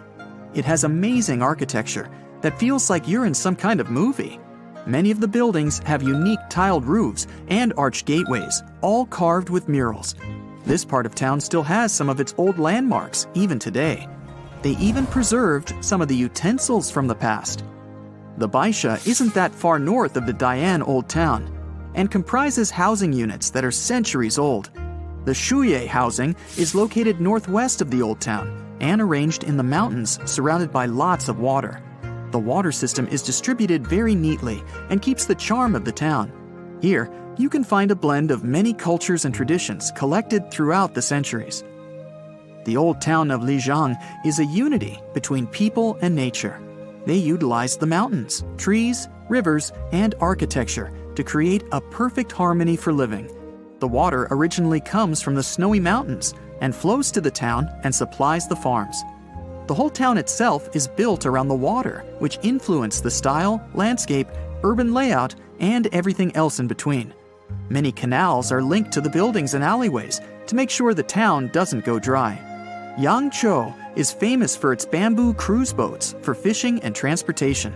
It's surrounded by broad expanses of land and mountains in the background. In these boat tours, you can have an up-close experience of the traditional village life and how they fish to sustain themselves. You can even find some unique wildlife lurking around. Besides the river, the town is located in the center of the mountains, with the river not too far away.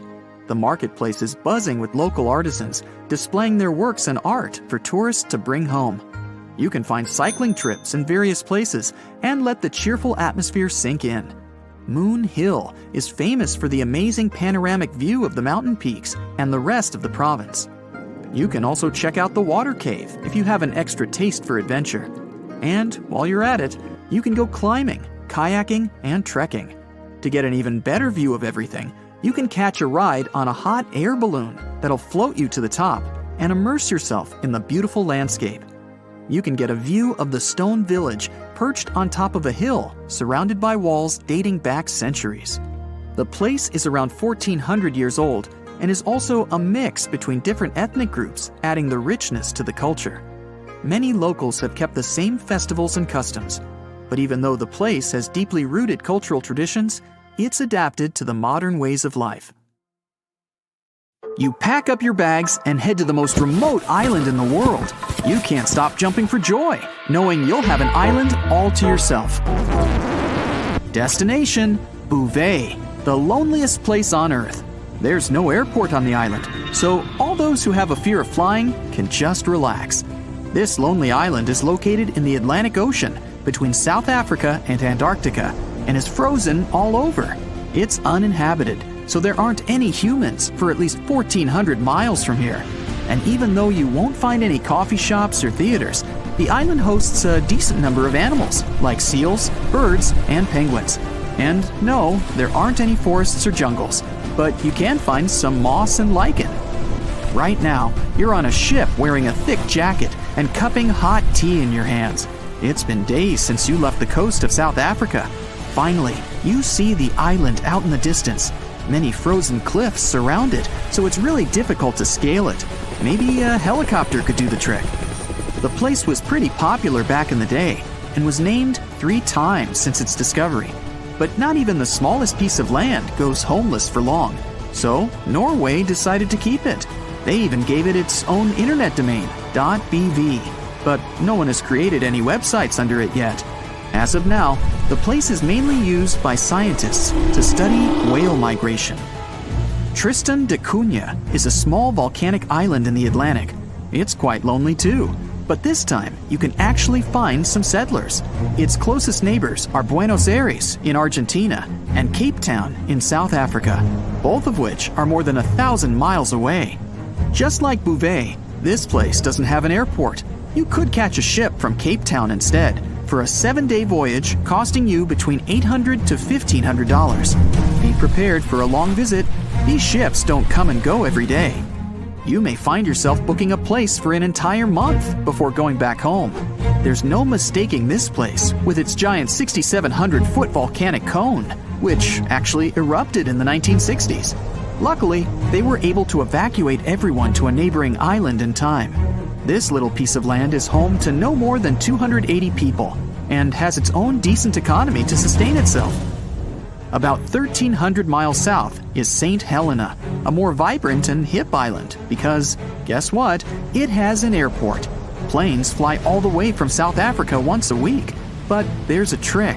Pilots have to be specially trained to land in the mountaintop airport. The country is smaller than Rhode Island, the smallest state in the U.S., but what it lacks in real estate, it makes up for in its rich history. Napoleon spent his final years on the island, and it's also home to the oldest tortoise in the world. Population here doesn't exceed 5,000 people, who love to enjoy the beach and the amazing highland scenery. In 1790, a group of British and Tahitian sailors reached a chain of islands in the South Pacific, in the middle of nowhere. Seeing as they were stuck and loving the isolation, they decided to create a settlement on one of them. Later, these land spots would be called Pitcairn Islands, and still, only one would be left inhabited. The population? 50 people. You can find a mix of cultures between British, Polynesian, and other Pacific Islanders thriving and living life to the fullest. And why wouldn't they? all 4 islands have incredible subtropical climates and rich volcanic soil for crops and vegetation. In 2016, it was labeled the world's 2nd largest marine protected area. Be prepared for a long sea voyage if you plan on paying a little visit. You can catch a ride on a supply ship that hosts 12 passengers each trip. 2,500 miles off Africa, in the southern part of the Indian Ocean, you'll find Amsterdam Island. No, the capital of the Netherlands didn't pack up and sail away. This remote island is home to an extinct volcano that rises to about 3,000 feet, and the place itself is only as big as a mall. There are no permanent residents, but it hosts scientists and a research facility, around 30 people.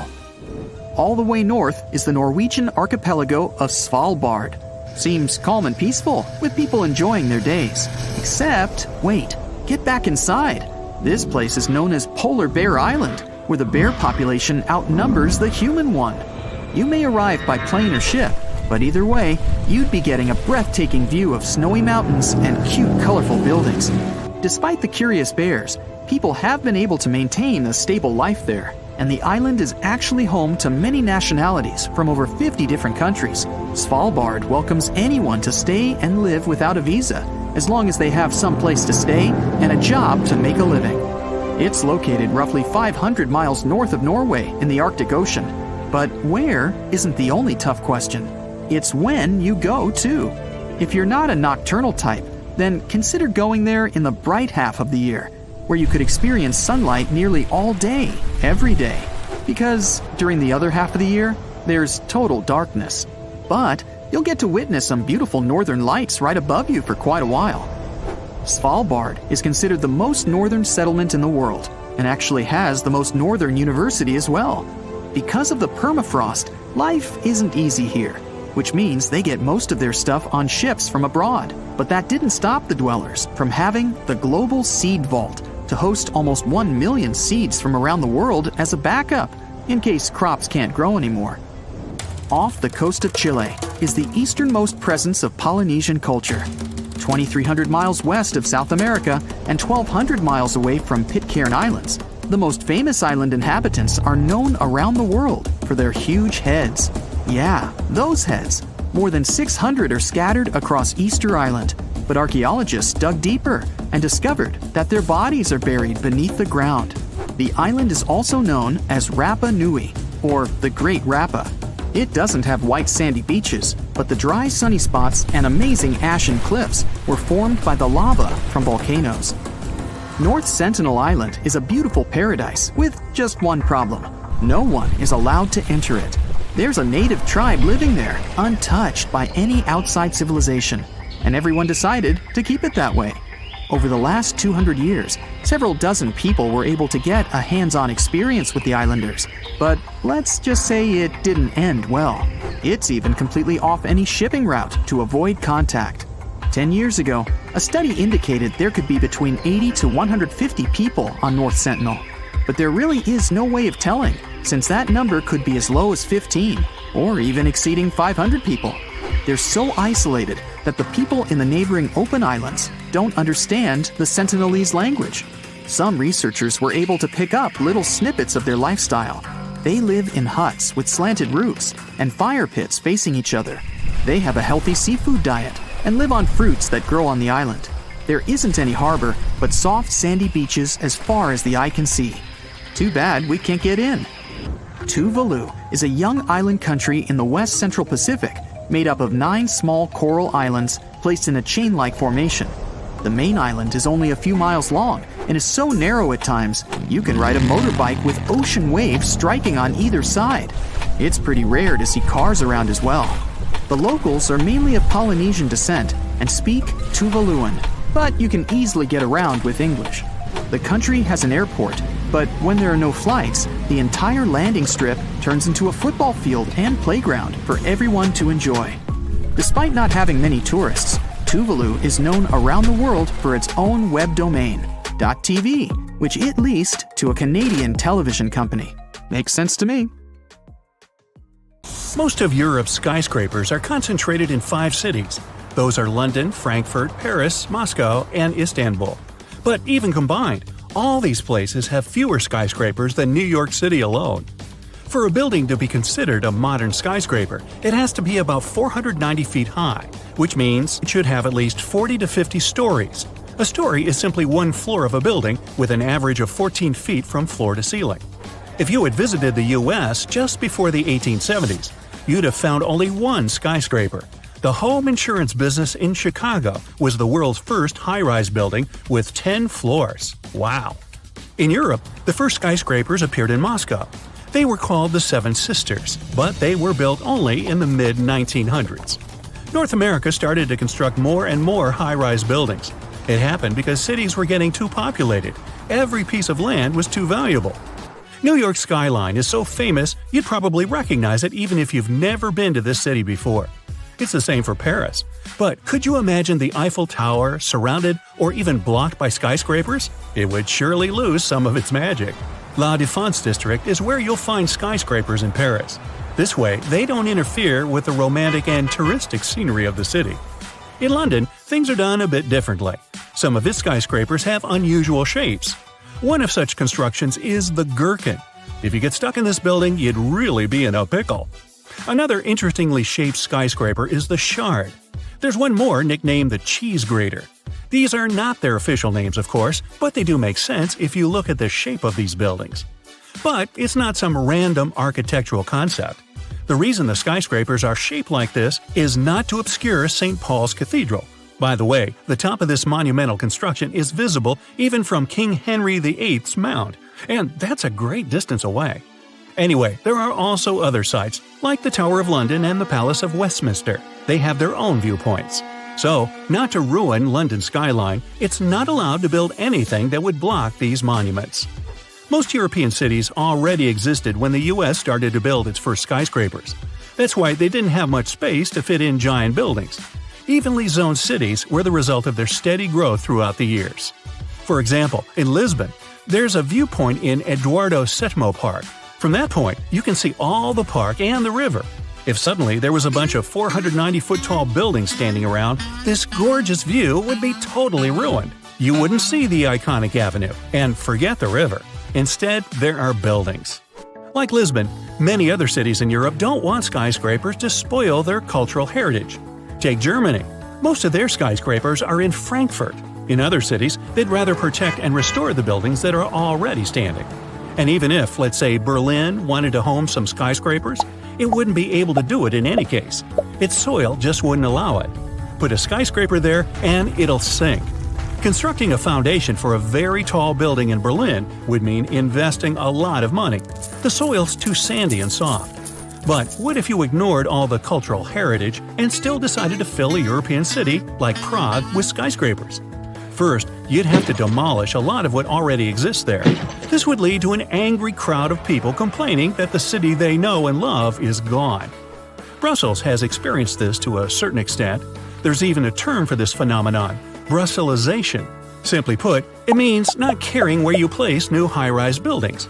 Here is fine. Oh, sprout one over there too. Hey, we could call them Brussels sprouts. Or not.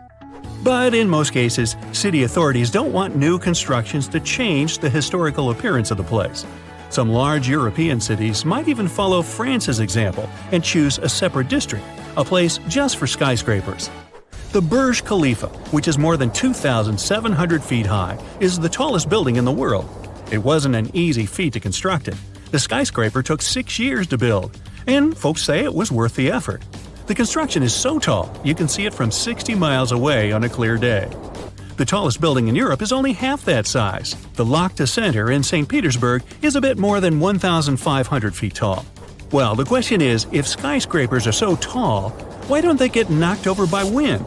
Their structure, from the very foundation to the highest point of the building, is the answer. Take the Burj Khalifa, please. The soil where the skyscraper is built isn't ideal. So, beneath the 110,000-ton concrete foundation of this massive construction, there are 192 piles driven to a depth of more than 160 feet. Thanks to the friction between the concrete and soil, these piles don't move at all, creating a solid foundation. But most skyscrapers are built on bedrock because it barely shifts. Their frames are made of steel. If you looked at a skyscraper without its external structure, all you'd see would be a bunch of steel beams. The taller the building, the more the winds affect it. Taming them is one of the biggest challenges skyscrapers have to tackle. Imagine you're on one of the top floors of a skyscraper. Suddenly, a strong gust of wind hits the building. The entire construction starts wobbling, and you can feel it even inside. You might even get knocked over if you don't grab onto something. To avoid such a situation, most skyscrapers have a pendulum-like structure inside. It absorbs some of the wind's force. This thing is called a tuned mass damper. The mechanism acts as a counterweight. When the skyscraper gets hit by the wind, it's the tuned mass damper that moves instead of the building.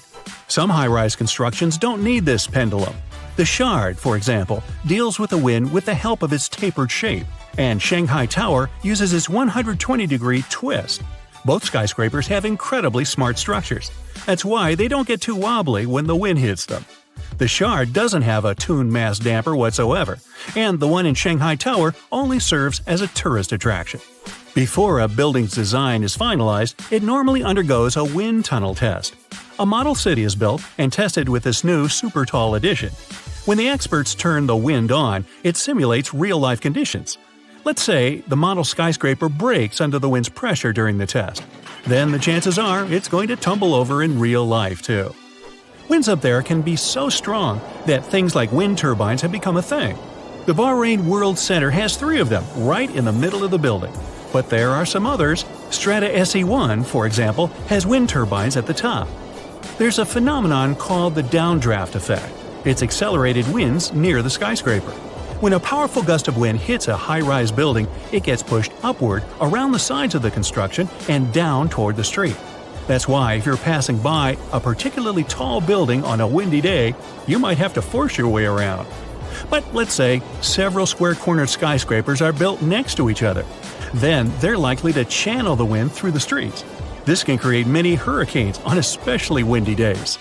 A study once examined 100 tallest buildings that were about to be dismantled by their owners. It turned out most of them had an average lifespan of a mere 42 years, but some of them can last much longer. For example, the Temple Court building is still standing to this day. At 150 feet, it's a bit smaller than others, but it's already seen 100 winters throughout its life. Now, the first thing that comes to mind when you think of getting rid of a building is dust, debris, and deafening noise. But things aren't quite as dramatic as that for most skyscrapers. When you want it gone, you take it apart, bit by bit. This process starts from the top and goes all the way down to the bottom. Voila! The building is slowly disappearing in front of your eyes. Abracadabra. In Mongolia, dinosaurs used to live, and now there are as many horses as there are people and 10 times as many sheep there. It's the emptiest country in the world. The capital has been moved 28 times, and they even have their own Olympics. So Mongolia is located right here, on the plateau of Central Asia, right north of China. It's the 19th country in the world by land area, but it only has a bit over 3 million people. It's like the population of Los Angeles, but having a whole country to themselves. If we don't count Greenland, Mongolia is the country with the lowest population density. It has only 2 people per half a square mile. The United States has 37. Well, that is if we only count people. Mongolia has a lot of livestock, about 67 million. It's 20 times more than the number of people there. Half of that livestock is sheep. Yet of all their animals, the most prestigious one is the horse. There's a traditional saying, a Mongol without a horse is like a bird without wings, and it explains a lot. A person with many horses is considered wealthy, but don't picture huge farms with big stables filled with horses. In Mongolia, having stables is more of an exception. Horses there roam free outside all year long. It costs next to nothing to sustain a horse there because they roam outside and even find food themselves, and the country's nature provides them with enough. Winter is tough because everything is covered in snow, but horses can separate grass from snow. They get frail by spring due to a lack of food, but recover very soon after winter is over. A family can have a sacred horse in their herd. It wears a blue scarf around its neck and is almost never ridden. People there do love their horses, and this tender relationship goes centuries back. There are many songs, stories, myths, and artwork featuring horses. In the Mongolian language, there are about 500 words to describe the traits of horses, and over 200 words to describe the coat color and pattern alone. Horses have a spiritual meaning too.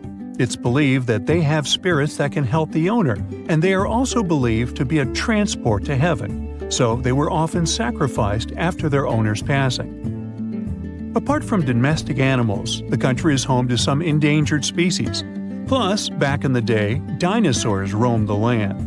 The first ever discovered dinosaur egg was found right there. Today, dinosaurs are, of course, extinct, except in the movies. But there are snow leopards in Mongolia, and those are also rare. If you ever do go to this country, you must be careful. Snow leopards are so quiet, you won't hear them approaching you. They make no sound as they walk. But let's get back to geography. The climate in Mongolia can be harsh and unpredictable. Within just one day, the temperature can change by 35 degrees Fahrenheit. The country doesn't have any access to large bodies of water. That's why it's very dry and doesn't get much rain.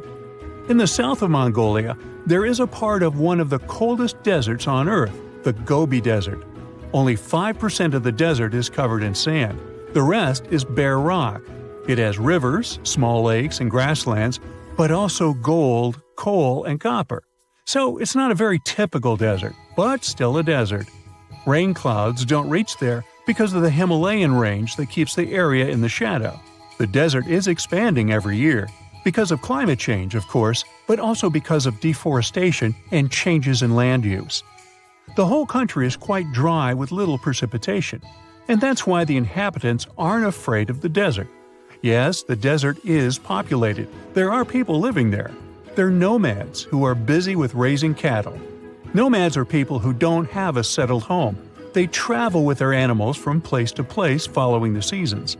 When they settle somewhere before their next trip, they set up a tent that is called a yurt. These have been homes in Mongolia for thousands of years, and it's amazing that some people still live in them. The skeleton of a yurt is made of poles, which are then covered with layers of felt and waterproof fabric.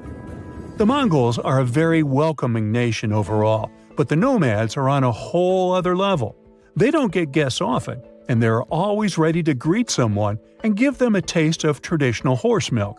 They don't even have bells at the entrance of their yurts, inviting guests to walk right in. Of course, there are also people who live in cities and villages and have settled homes, and they are the majority, about 3/4 of the population. The biggest city in the country is the capital, Ulaanbaatar. Almost half of the country's population is concentrated there in just one city, even though it's the coldest capital city in the world. The average yearly temperature there is 32 degrees Fahrenheit. The average temperature in Washington, D.C. is 60 degrees, and it's 44 in Ottawa. When the city was first founded in the 17th century, it was located about 180 miles southwest of the current place. Then it was moved a little bit 28 times until it finally settled in the current location. Why? Well, back then, most of the population were nomads, so the capital city was a mobile settlement too. Depending on seasons, pastures, water supplies, and many other factors, it moved along with its inhabitants. Now the city is big and settled, so maybe it won't be moved again. But who knows? I know, I have yet to tell you about the Mongolian Olympic Games. The event is called Nadam Festival. It's an annual festival held in the middle of summer that most Mongolians watch. In one form or another, the festival has existed for centuries. Locally, the festival is called the 3 Games of Men, and people compete in 3 skills that have traditionally been considered 3 manly skills. So, what are those 3 games? It's Mongolian wrestling, horse racing, and archery. Originally, it was just men competing, but recently women have started participating in archery and horse racing. Mongolian wrestling is a folk wrestling style that's been around for thousands of years. The depictions of it can be seen on many ancient plates found in the area. Today, it's the most popular sport in the country, and Mongolia hosts many international tournaments too. So, of course, there is a wrestling part at the festival, and it's the first game. The rules are quite simple. Whoever touches the ground with anything other than a foot loses. There are no weight classes, no age or time limits, so it takes as long as it needs to win. And yet, they do it with grace. Match courtesy is important. For example, if an opponent's clothes get tangled, the other one is supposed to stop and help solve the issue, even if it means missing a good opportunity to win. At the end of the match, when one participant is defeated, the winner will give them a hand and help them back up on their feet. The game starts with either 512 or 1,024 participants who wrestle in pairs. Every loser is eliminated. The game goes on for 9 or 10 rounds, depending on the initial number of participants, until there is a winner. Then there's horse racing. This is a cross-country long-distance event, between 10 to 17 miles, depending on the age of the horse. Up to 1,000 horses from all over Mongolia can participate in the competition. Then, in archery, people compete in teams of 10. Each archer wears traditional clothes and has 4 arrows to shoot into a wall of woven or wooden cylinders. Knock one out of the wall and you get points, and the team that gets the most points wins.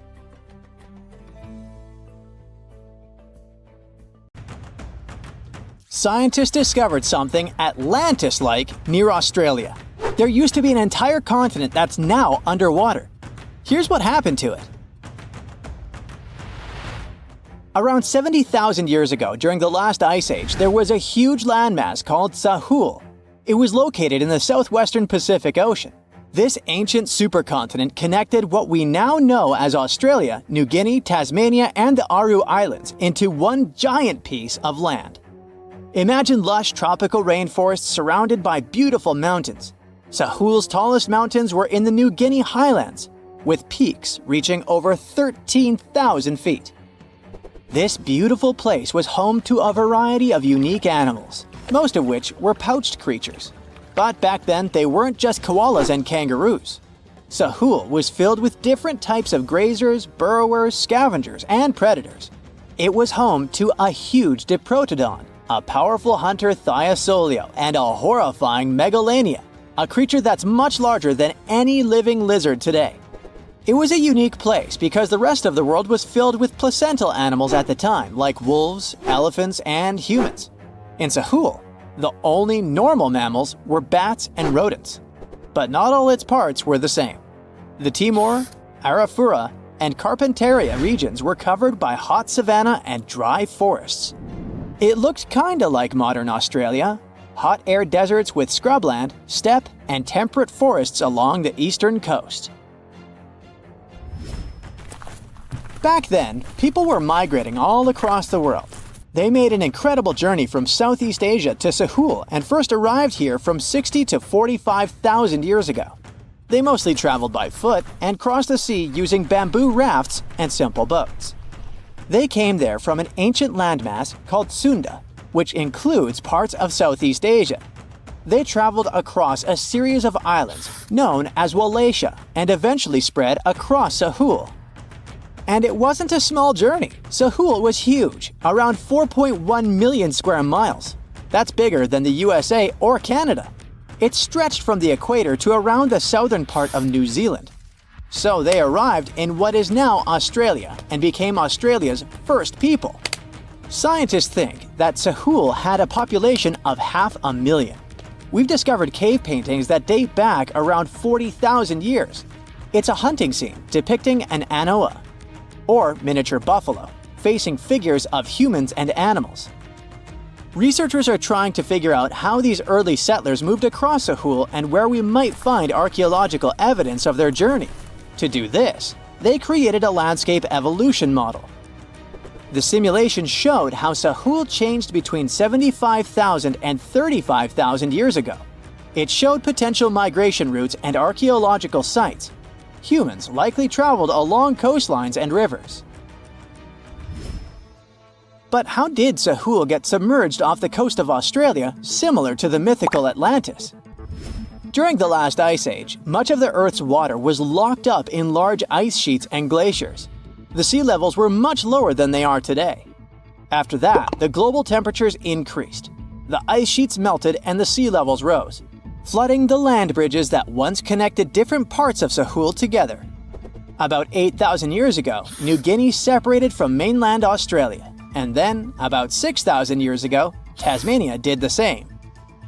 we still can explore the underwater parts of Sahul thanks to new technology. Divers explore and collect samples directly from the ocean floor. Underwater drones can go to places that are too deep or dangerous for humans to explore. And with sonar mapping, scientists use sound waves to create maps of the ocean floor. It's like using an echo to see what's underwater. The sound waves bounce off the seabed and come back, helping us create a picture of what it looks like. Deep underwater, archaeologists have found stone tools and other artifacts. They also discovered fossils of animals like Diprotodon and Thylacoleo. By studying the underwater terrain of Sahul, they learned about the ancient rivers, lakes, and coastlines that existed during the Ice Age. But Sahul isn't the only underwater continent. Sahul isn't the only hidden gem of Southeast Asia. Take Sundaland, a place made up of Sumatra, Java, Borneo, and some other islands. This place was crazy huge during the Ice Age, but now almost fully underwater. Almost, but not entirely. The parts above the ocean are teeming with life. If you like birds, check this place out. It has almost a fifth of the world's bird species. You can spot colorful birds like the Java hawk eagle and the Bali starling among the lush forests. It's also a home to a fourth of Earth's fish species. Sundaland's waters are a haven for marine life, even the most exotic animals like the Asian arowanas. It's also a treasure trove of flowers. That's where you can find Rafflesia and Titan arum, the world's largest flowers. This makes it very similar to Zealandia. Zealandia is a long, narrow piece of land about half the size of Australia. It broke from Antarctica about 100 million years ago. Just like Sundaland, it isn't fully underwater. 7% of it stayed above sea level. This sticking out little piece is what we now call New Zealand, along with Stewart Island and some smaller islands. These pieces of Zealandia are lush and warm. They're packed with volcanoes, mountain ranges, beautiful natural geysers, and hot springs.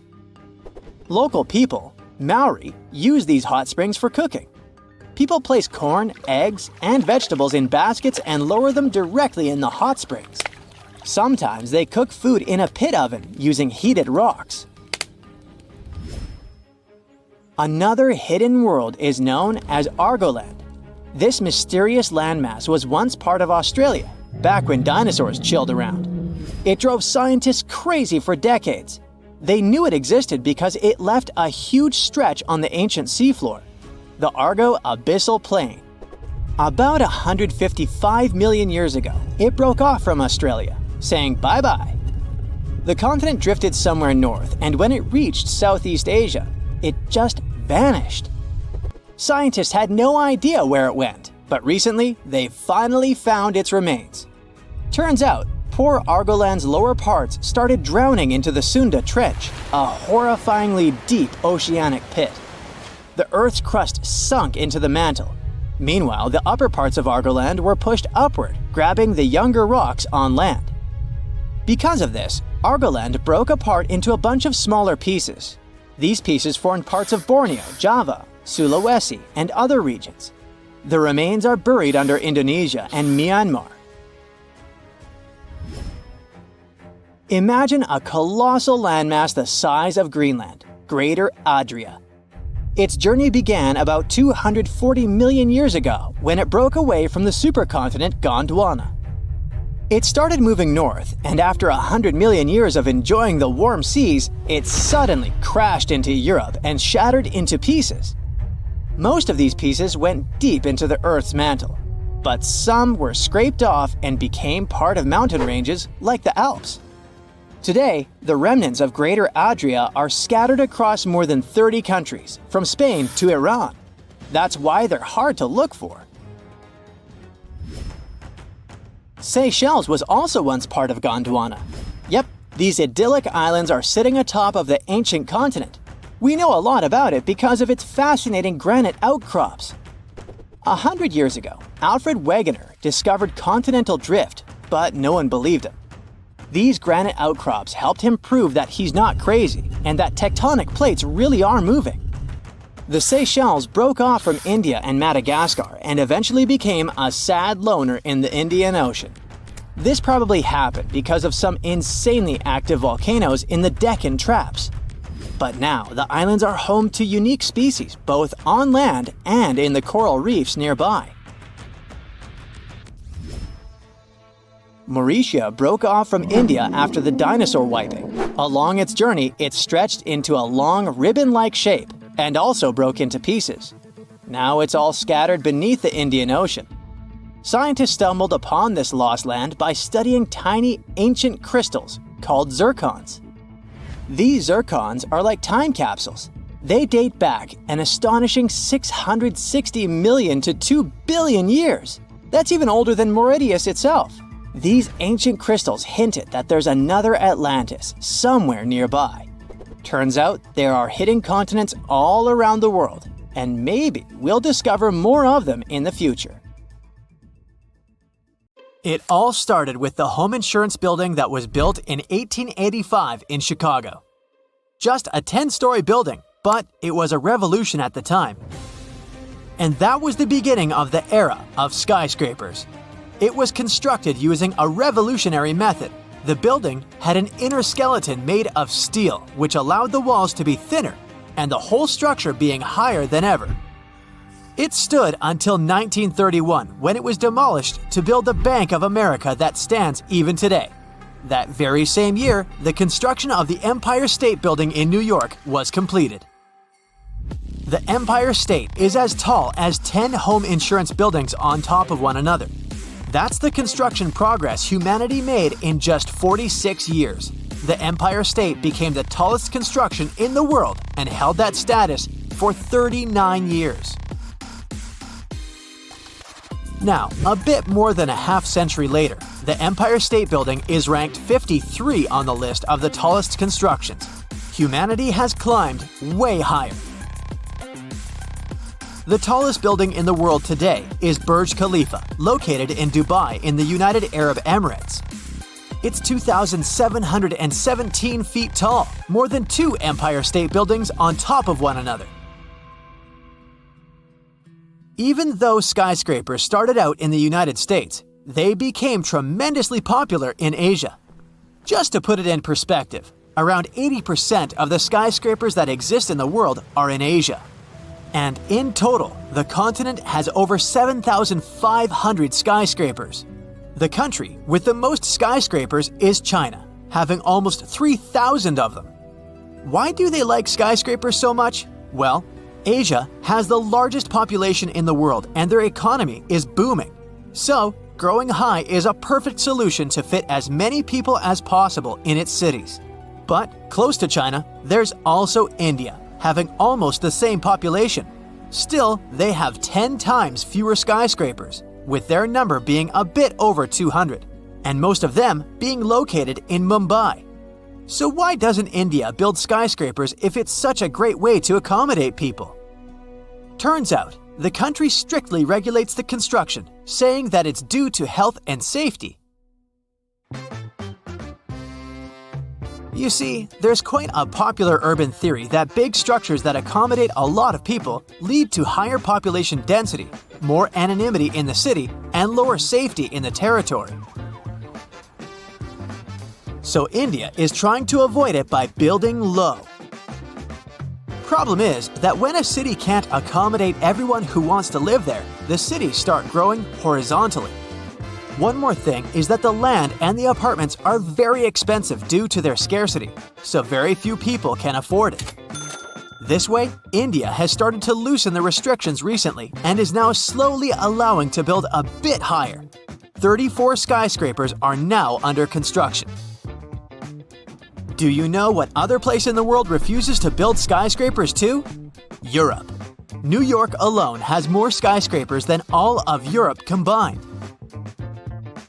There are just 250 skyscrapers in Europe, and half of them are in just 3 cities. Europe has a whole different reason to resist tall buildings. The history of skyscrapers goes back to just a bit over 100 years ago, to the 20th century USA. The USA is quite a young country, and the cities are still being built from scratch. There is a lot of available land. When the United States were being built, many European cities had already been around for dozens of centuries. There's not much more room for construction, and no one has any desire to take down the Colosseum and put some fancy skyscraper there instead. There was also no practical reason for changing things. The driving force of Asian and American skyscrapers is the booming population of the cities. Also, Europeans are very protective of their city skylines. The story comes to Brussels, the capital of Belgium, which even got the term Brusselization. In the 1960s, there were no zoning regulations, and some buildings in Brussels were demolished to make room for more modern buildings to develop business districts. Uncontrollable construction started, and modern buildings were built in random places around Brussels. They had no cultural or historical value, and they didn't fit in the city architecture at all, messing up the city's image. Many architects and people protested, and new laws were introduced restricting the demolition of buildings of historical importance and taking construction under control. Other European countries learned from Belgium's mistakes. Populations across Europe still dislike modern structures. Many cities adopted zoning regulations, and building a fancy glass skyscraper in Europe isn't that easy. Still, cities with big financial centers like London, Frankfurt, or Istanbul require commercial space. So, in some cities, there are several skyscrapers somewhere outside the historic centers, forming separate skyscraper districts.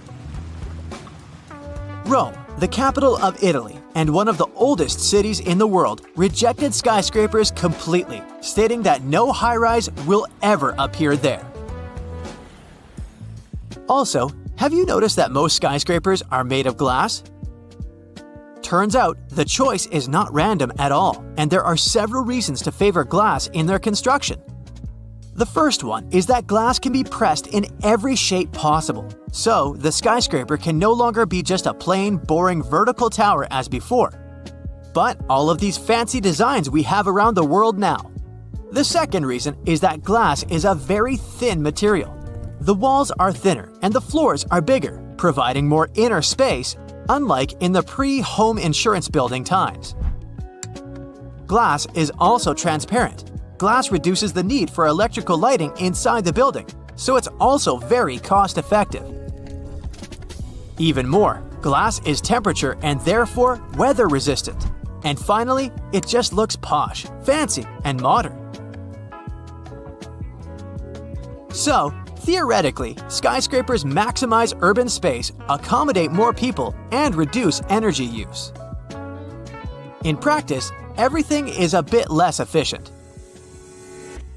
Skyscrapers have more space between them than lower buildings, so that already means more land used than we imagined. Also, around 40% of a skyscraper's floor space isn't accommodated because it's used for elevator shafts and emergency egress. Every additional floor adds less floor space than the previous one. As for the energy, skyscrapers still require a lot of heat and cooling, and we shouldn't forget about the energy elevators use. Okay, let's find out what are the countries with the biggest number of skyscrapers in the world. I'll give you the top 15 as of September 2022. So, number 15 is Panama, with 66 skyscrapers there. Number 14, with 67 skyscrapers, is Turkey. 13th place goes to Singapore. They have 95 skyscrapers. Then there goes India, with 112 of them. Quite a few of those were built in recent years, so that's a big jump they made. Next up, 122 skyscrapers in the Philippines. Thailand opens the top 10 with 125 skyscrapers. Canada surpasses it a bit, having 126. 8th place goes to Indonesia, which has 129. Australia is home to 141 of them and gets 7th place. Level up, now we're talking 266, and it's Malaysia. Japan beats it by just 5 and opens the top 5. Number 4 is, no surprise, another Asian country. It's South Korea, with 276 skyscrapers. The United Arab Emirates make it to the top 3 with 314 buildings. Now, we all know the 2 countries with the biggest number of skyscrapers if you've been attentive today. Yes, the second place goes to the founding father of skyscrapers, the United States of America. They have 859 of them. That's a big jump from third place, but there's an even bigger one. With 2,976 skyscrapers, the first place goes to China. 9 countries in the top 15 are Asian. 3 countries are from the Americas, 1 in the Middle East, 1 in Europe, and 1 in Australia.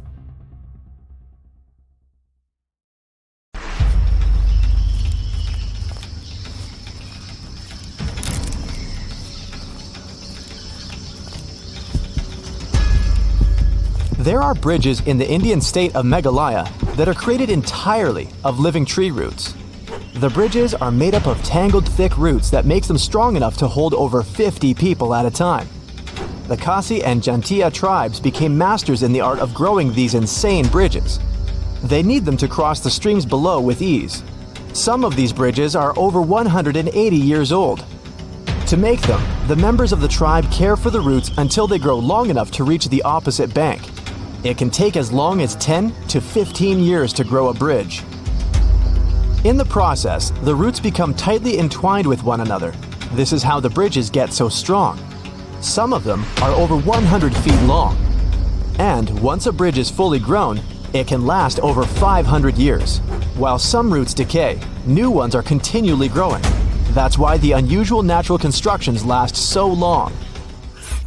Visitors to America's Death Valley National Park were stumped and a little bit scared when they found these highly unusual rocks. They appeared to be moving across the sand, all by themselves. There are many rocks that leave telltale signs in their wake. Scientists are baffled. Some of these rocks weigh over 650 pounds. And some of them have already traveled as much as almost 1,000 feet. There are many theories explaining this phenomenon, but the most probable one claims that the stones move because of something called an ice shove. In the winter, parts of the valley fill with water and the rocks at the bottom become frozen. And since ice can rise to the top of liquids, just like in your favorite soda, the rocks slightly lift from the floor, and then they scrape the muddy bottom of the lake bed. When the summer comes, the water evaporates and the ice melts. All that's left is the rocks and their mysterious trails. Volcanoes can not only shoot out burning hot lava, they can also fire lightning. When volcanoes erupt quickly, ash, dust, rock, lava, and gases are all released at breakneck speeds. This creates so much friction that it causes static electricity to build up and then shoot out in the form of lightning. Fire tornadoes are also a thing. They form when powerful winds hit an already existing fire and drag it upward into a terrifying column. The US watches at least one of these insane spectacles once a year or so. Some of them can reach heights of over 1,000 feet. One of the coolest and rarest natural phenomenon ever is a moonbow. And yes, it's exactly what you think, a rainbow around the moon. But for this lunar rainbow to appear, the conditions must be super precise. The moon must be low in the sky must be dark. Water droplets must be in the air in the opposite direction of the moon. It'll also help if the moon will be shining bright as a diamond. Moonbows occur when moonlight gets reflected off of water droplets in the air. The light hits the droplet at an angle that alters its direction. There are beaches with glowing water that look as if they come straight out of your favorite sci-fi show. These incredible places can be found all over the world, from the Maldives to Puerto Rico. The mysterious glow is caused by tiny marine algae that live under the water's surface. They give off a bright light whenever waves and currents move them. And beaches start glowing blue, green, or red every time the tiny algae get agitated. Take a flight over the emerald woodlands of Western Australia, and you'll be surprised to find a series of bubblegum pink lakes. If you manage to venture down to the lakes, you're in for a treat. Their waters are completely safe to swim in.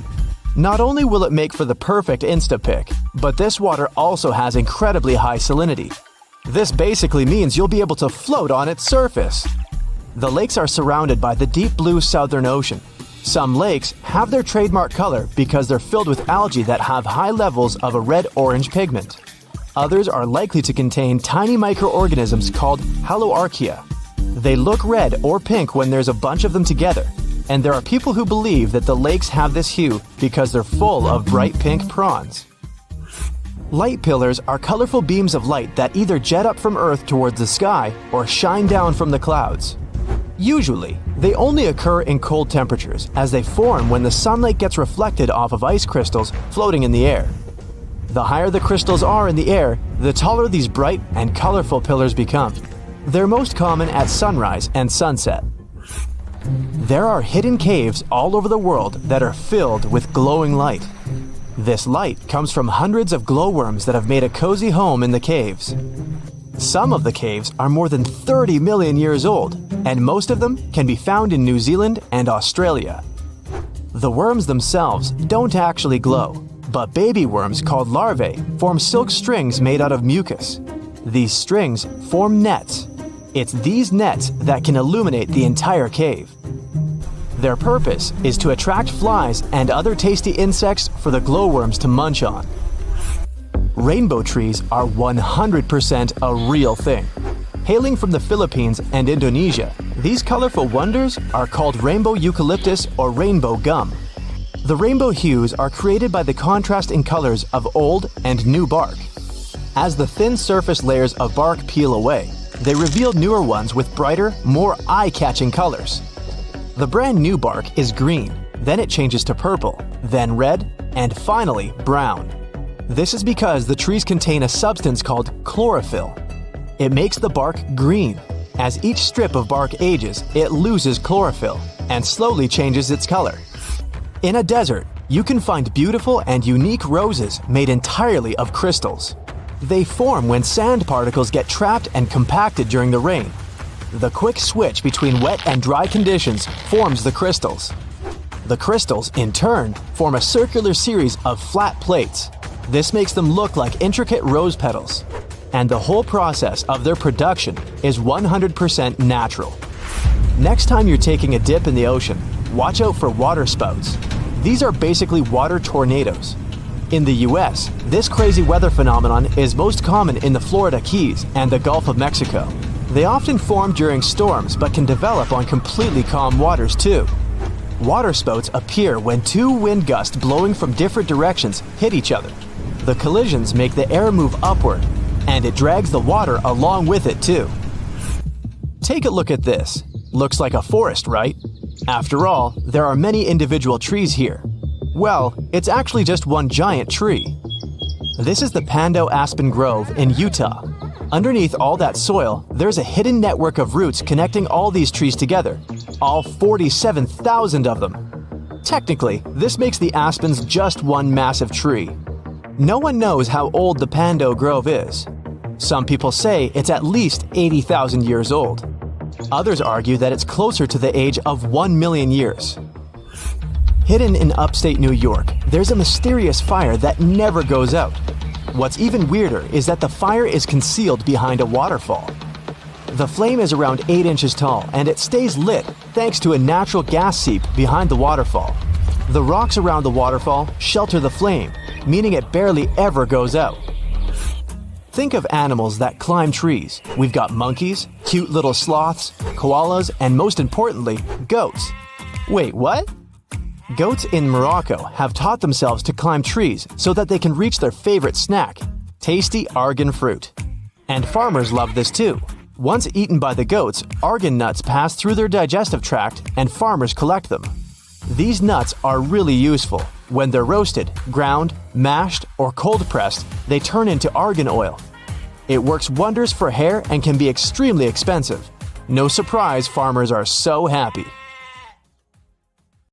Let me continue my world tour, and now we're heading straight to Europe. Let's start our journey in Greece, a place with thousands of years of history. Even in modern days, there are still ancient ruins there that are being carefully preserved, and it's an interesting ride. The airport of Athens has a built-in museum with ancient artifacts. And here's how ancient and modern coexist there.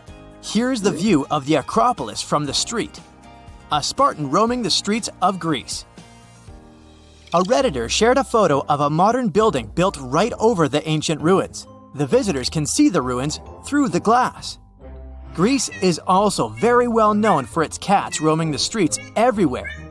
This Redditor spotted a cat guarding the National Bank of Greece.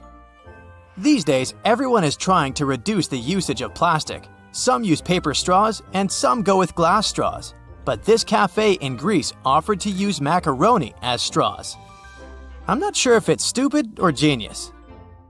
Another user went to a restaurant in North Macedonia and got baffled when they served slices of pizza on waffles. Double win, a snack and no waste. In Romania, vending machines seem to be a thing. This one, for example, is a machine with ham. And here's a better one, a vending machine selling cartons of eggs. Scrambled eggs, probably. Europe is a place where old neighbors are modern, and this combination is mesmerizing. I'll show you. This Redditor shared a photo of a modern basketball court squeezed between 700-year-old walls in Croatia. And here's a photo from inside a grocery store. Look at these old columns. Modern problems require modern solutions. These traffic lights light up the ground so that people who store their phones could notice when the light changes. Italy is a work of art with thousands of years of history. I have quite a bunch of stuff for you from there. Some ruins date back thousands of years, and a lot of that gets preserved. A Redditor shared a photo of a lobby of a hotel that has a glass floor so that the ruins were visible. And these are the railing in an Airbnb. Even street signs are a work of art in Italy. Look at this one. Another Redditor shared even more designs. This Redditor showed a photo of a supermarket that is located in an old theater in Venice. Another user added one more photo of that supermarket. Since we're talking about supermarkets, apparently, pets are allowed there. There are even special carts to carry them. Cities are centuries old, and there are quite a few narrow streets, so post vehicles have to adjust to fit them. Here's one of them. Some cities have canals or are located on islands, so boats are a thing. This is a UPS boat at Murano Island. Europe is packed with countries. The city of Basel in Switzerland is located right on the border with France and Germany, so the airport has 3 exits. You can walk out of it to France, Germany, or Switzerland. Let's walk out in Germany. Look, there's a traffic light with a girl walking a camel. The reasons are a mystery to me because camels aren't really a German thing, but it's cute. Here's another unique streetlight featuring Karl Marx, a famous German philosopher. Back to baffling vending machines. In Germany, you can find vending machines with sausages. Hamburg is Germany's major port city. There's a river that connects it to the North Sea. No wonder there's a drive-through McDonald's for a boat. Look at this design of mineral water that is being sold in the Swiss Alps. A Redditor brought a souvenir from France. These are baguette-shaped pens. Look at this narrow house in Spain. I wonder what it looks like inside, but unfortunately, the Redditor only shared the exterior. In Portugal, cell phone towers are disguised as trees. And this is a bus that can ride the roads and then turn into a boat. A Redditor spotted doors in London that have doorknobs in the center. This seems super inconvenient, but apparently the handle doesn't turn and exists only to pull the door closed. And the metal part with the keyhole has a little handle on the bottom of it. Europe is a historical place. This postbox bears the mark of a king ruling over a century ago. Back in the day, red telephone boxes were in high demand. Nowadays, when every person has a cell phone or 2, not so much. So telephone boxes are being used in different ways. This one, for example, is now a smartphone repair shop. Luxembourg is a small but rich country squeezed between France, Germany, and Belgium, and they have baguette vending machines. Let's move north first, to the Netherlands. Farmers border their fields with a strip of flowers and put up a sign with a QR code. where people can pay for picking the flowers. And here's just a weird installation spotted by some Redditor. In Denmark, in Aarhus, a city founded by the Vikings in the 8th century, you can find traffic lights with Vikings pictured on them. Some trash cans in Swedish subways have a separate space for cans. Homeless people can pick them up and exchange the cans for some cash. There's a giant statue of a silver moose in Norway. And these are signs on bathroom stalls depicting reindeer. Apparently, Finnish people are as polite as Canadians. On the bus, they have a button to thank the bus driver. Also, a Redditor spotted a raccoon pattern on a bus seat. We all know rocking horses. Most of you probably had one in your early days. Well, Finnish little people have rocking moose. Many people come to Iceland hoping to see the northern lights. A Redditor had a phone in the hotel which had a special button to wake the guest up when the northern lights appear. Lithuanians sometimes put fake police cars on the sides of the road to combat road speeding. Europe has been ruled by kings and queens for centuries. Even today, many countries like the UK, the Netherlands, Spain, Denmark, Belgium, and some other countries have monarchs. So, no wonder that there are hundreds of castles scattered across Europe. Poland doesn't have any monarchs these days, but it still has 500 castles. Here's a warning sign for ghosts next to one of them. In Wrocław, all landmarks have a model so that visually impaired people could touch and see them too. There's also a statue of Darth Vader in one Polish city. In reality, it's a statue of a Polish magnate who supervised the construction of a port. But from time to time, locals dress the statue in Lord Vader's costume. This sign in Poland specifically prohibits bikes, tractors, and horses to go on a highway. In some places, there's a separate line on the sidewalk for people who are walking and staring at their phones. And now we travel across the Atlantic to Africa. This is Dune 7 in Namibia, the 7th biggest dune in the world. It's as tall as the Empire State Building. An internet user shared this photo. Someone in Tanzania put a literal penthouse on top of the building. I did some research and found out that it's a hotel. Still doesn't explain the roof, but I'm totally buying it. Maybe it's marketing. Drivers in Mozambique should be careful and watch out for elephants. And this is a sign from South Africa. Watch out for penguins. And another one that asks to baboon-proof the trash bins. So baboons are the raccoons of South Africa. Trees growing through the roads aren't surprising anymore, but this is a palm tree in Morocco growing through multiple balconies. A Redditor shared a photo of a runaway horse in Israel returning to the backyard in an urban area. Urban horse encounters are relatively common in the country. A hotel in Turkey served a whole honeycomb for breakfast to this Redditor. Meet Hulamale, also known as the City of Hope.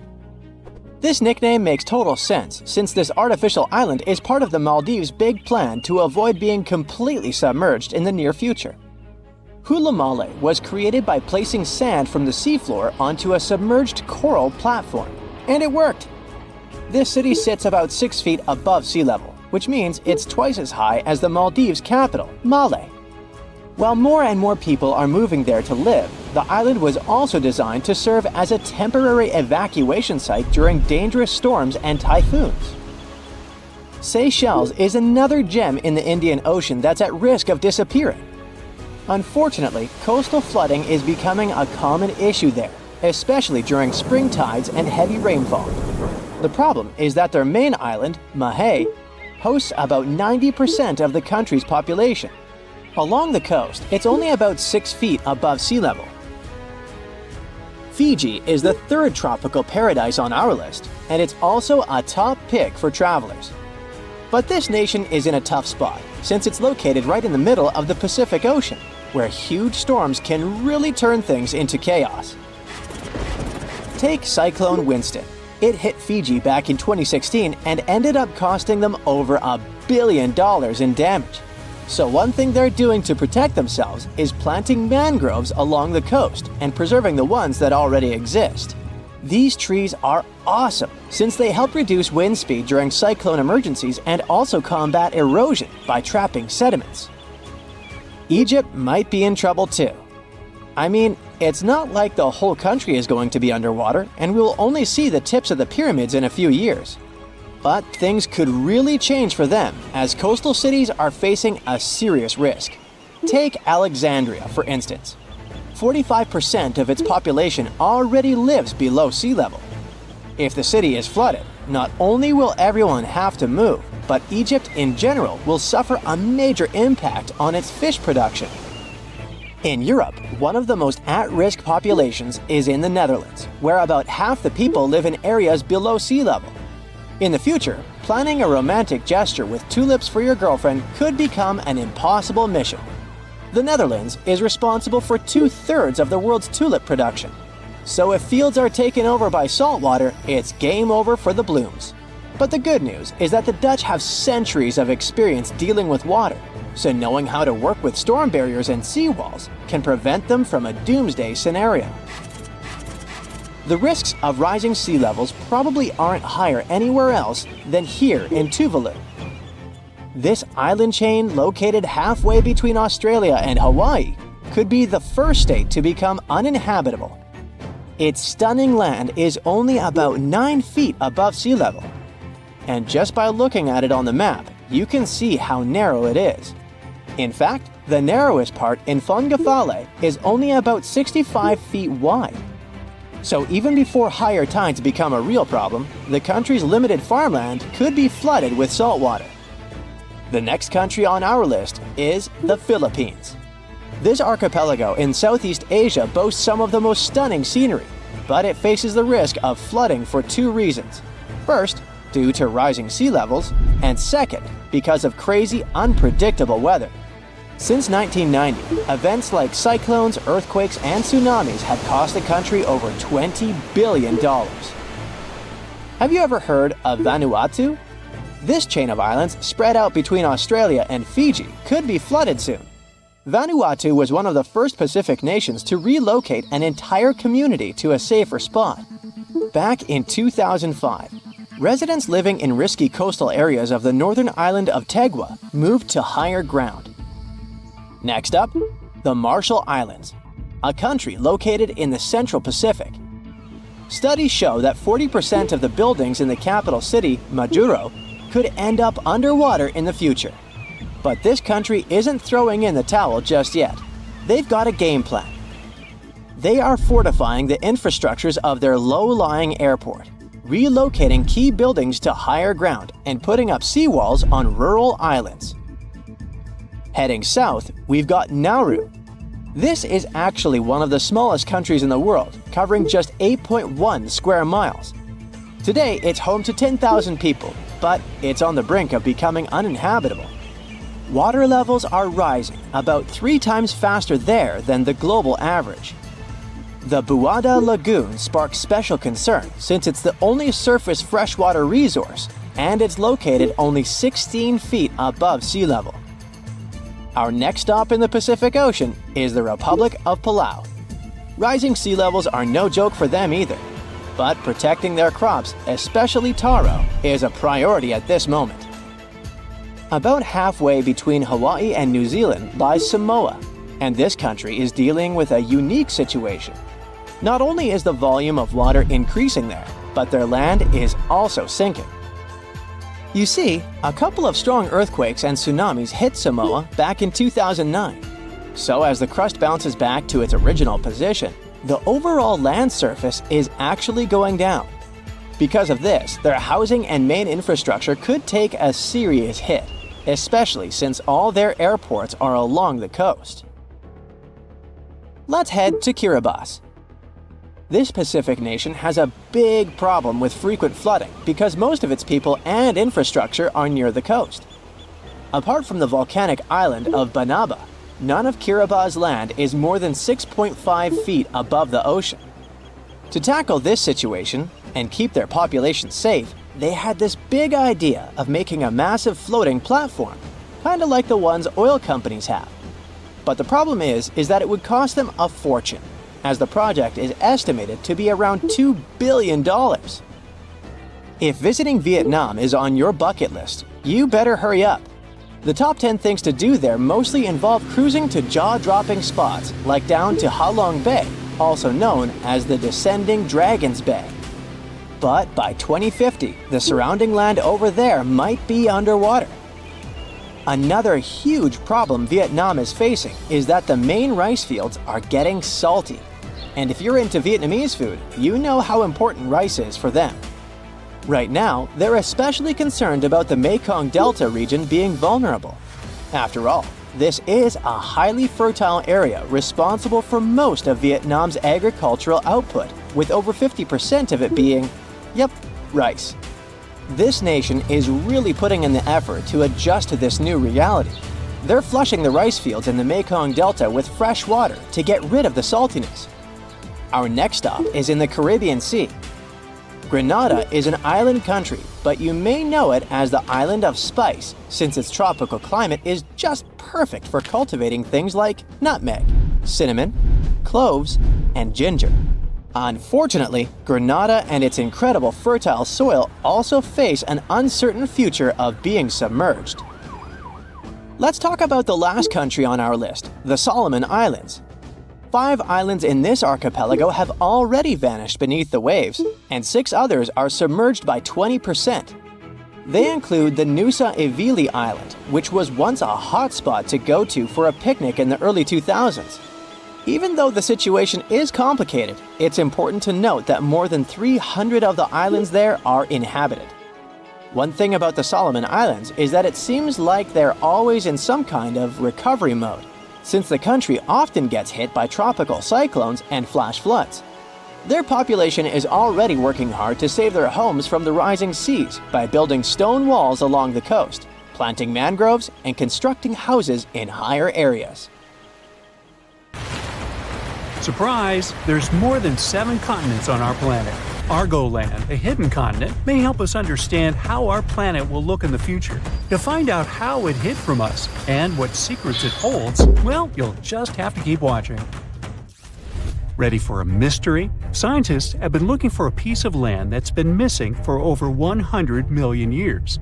Not exactly newsworthy, since people search for information about our planet's history all the time. You'd think it was probably this minuscule island somewhere in the middle of an ocean.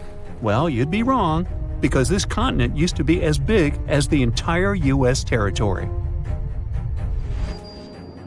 For a long time, geologists have been wondering whether a massive chunk of contemporary Australia vanished into thin air. Some believed it was simply hiding somewhere on the ocean floor. But thanks to some Dutch specialists and 7 years of investigating, we now know there are bits and pieces of this lost land mixed underneath the lush jungles of Southeast Asia. The continents we see in our geography manuals these days are like scattered pieces of a puzzle. There's even a nice experiment you can conduct to see for yourself. Find a world map online and print it out.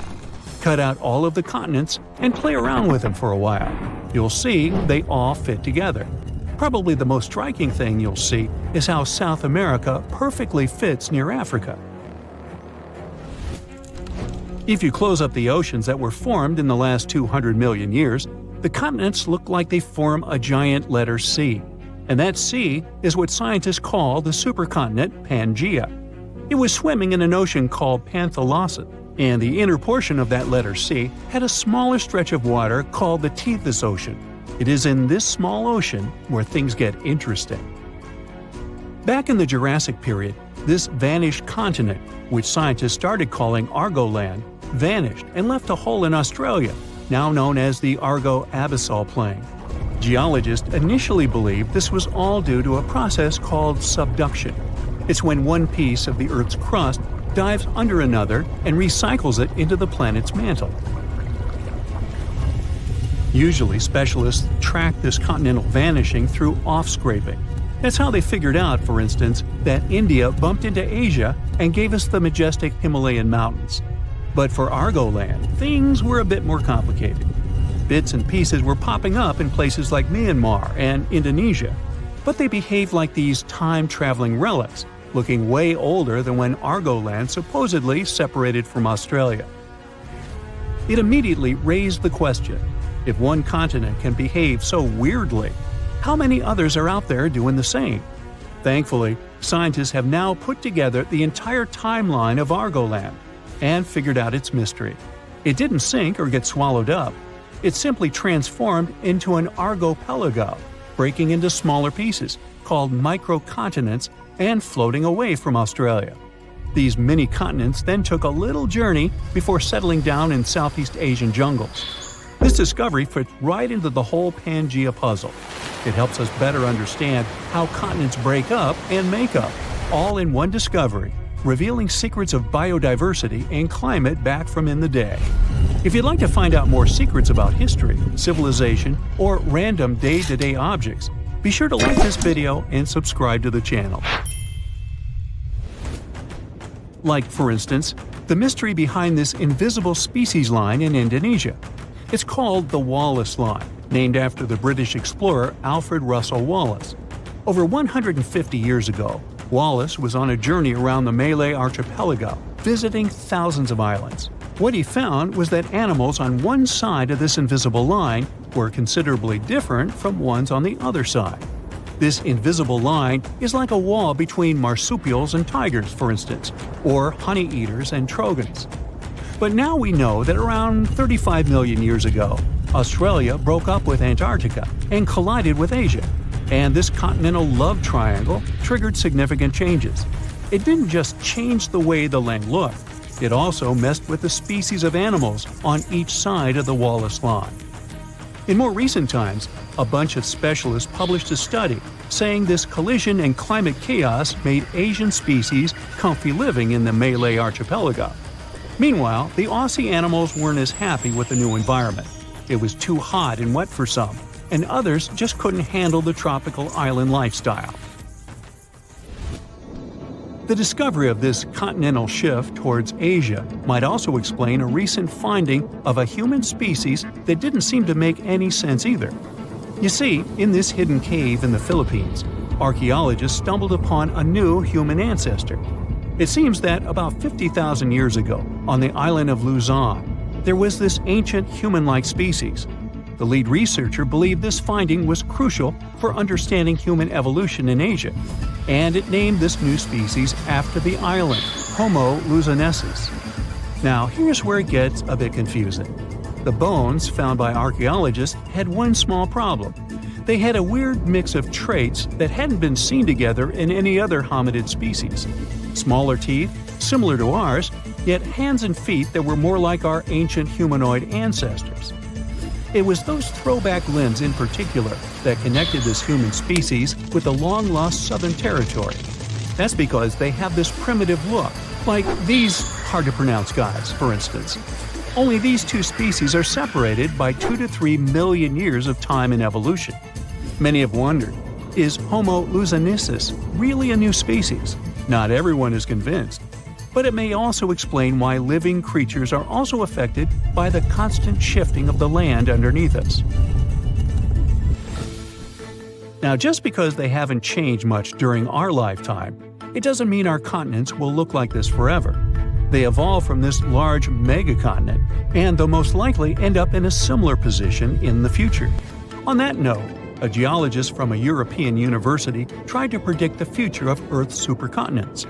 As a starting point, he used an earthquake that occurred in Portugal back in 1755, when tectonic plates behaved a bit differently than they should have.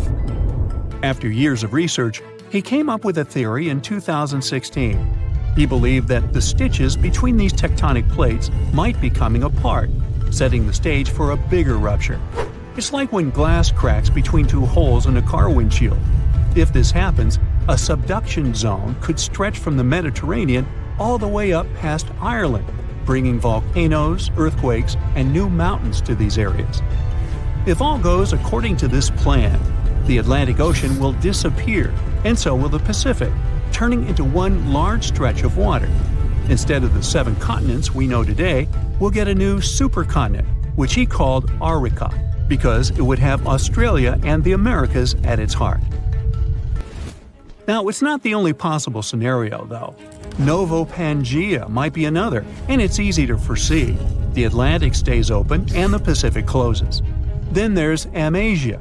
For this one, you'd have to imagine the Arctic Ocean closing and the Atlantic and Pacific staying open. Everything shifts to the north around the North Pole, except Antarctica.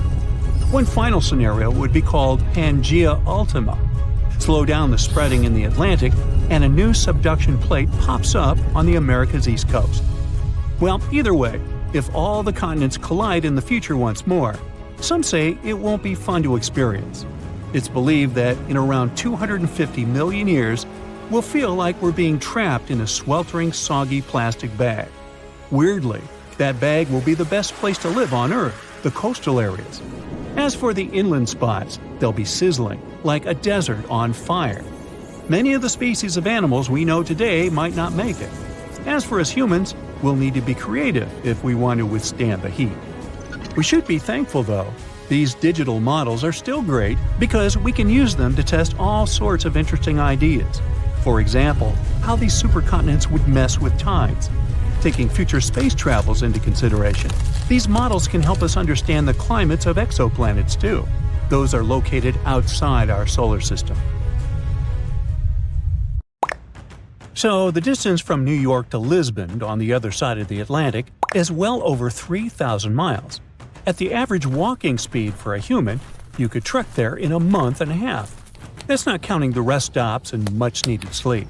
Buying an airline ticket or boarding a ship aren't just better options, but the only travel possibilities right now. But if this long journey on foot became possible one day, would you be up for the challenge?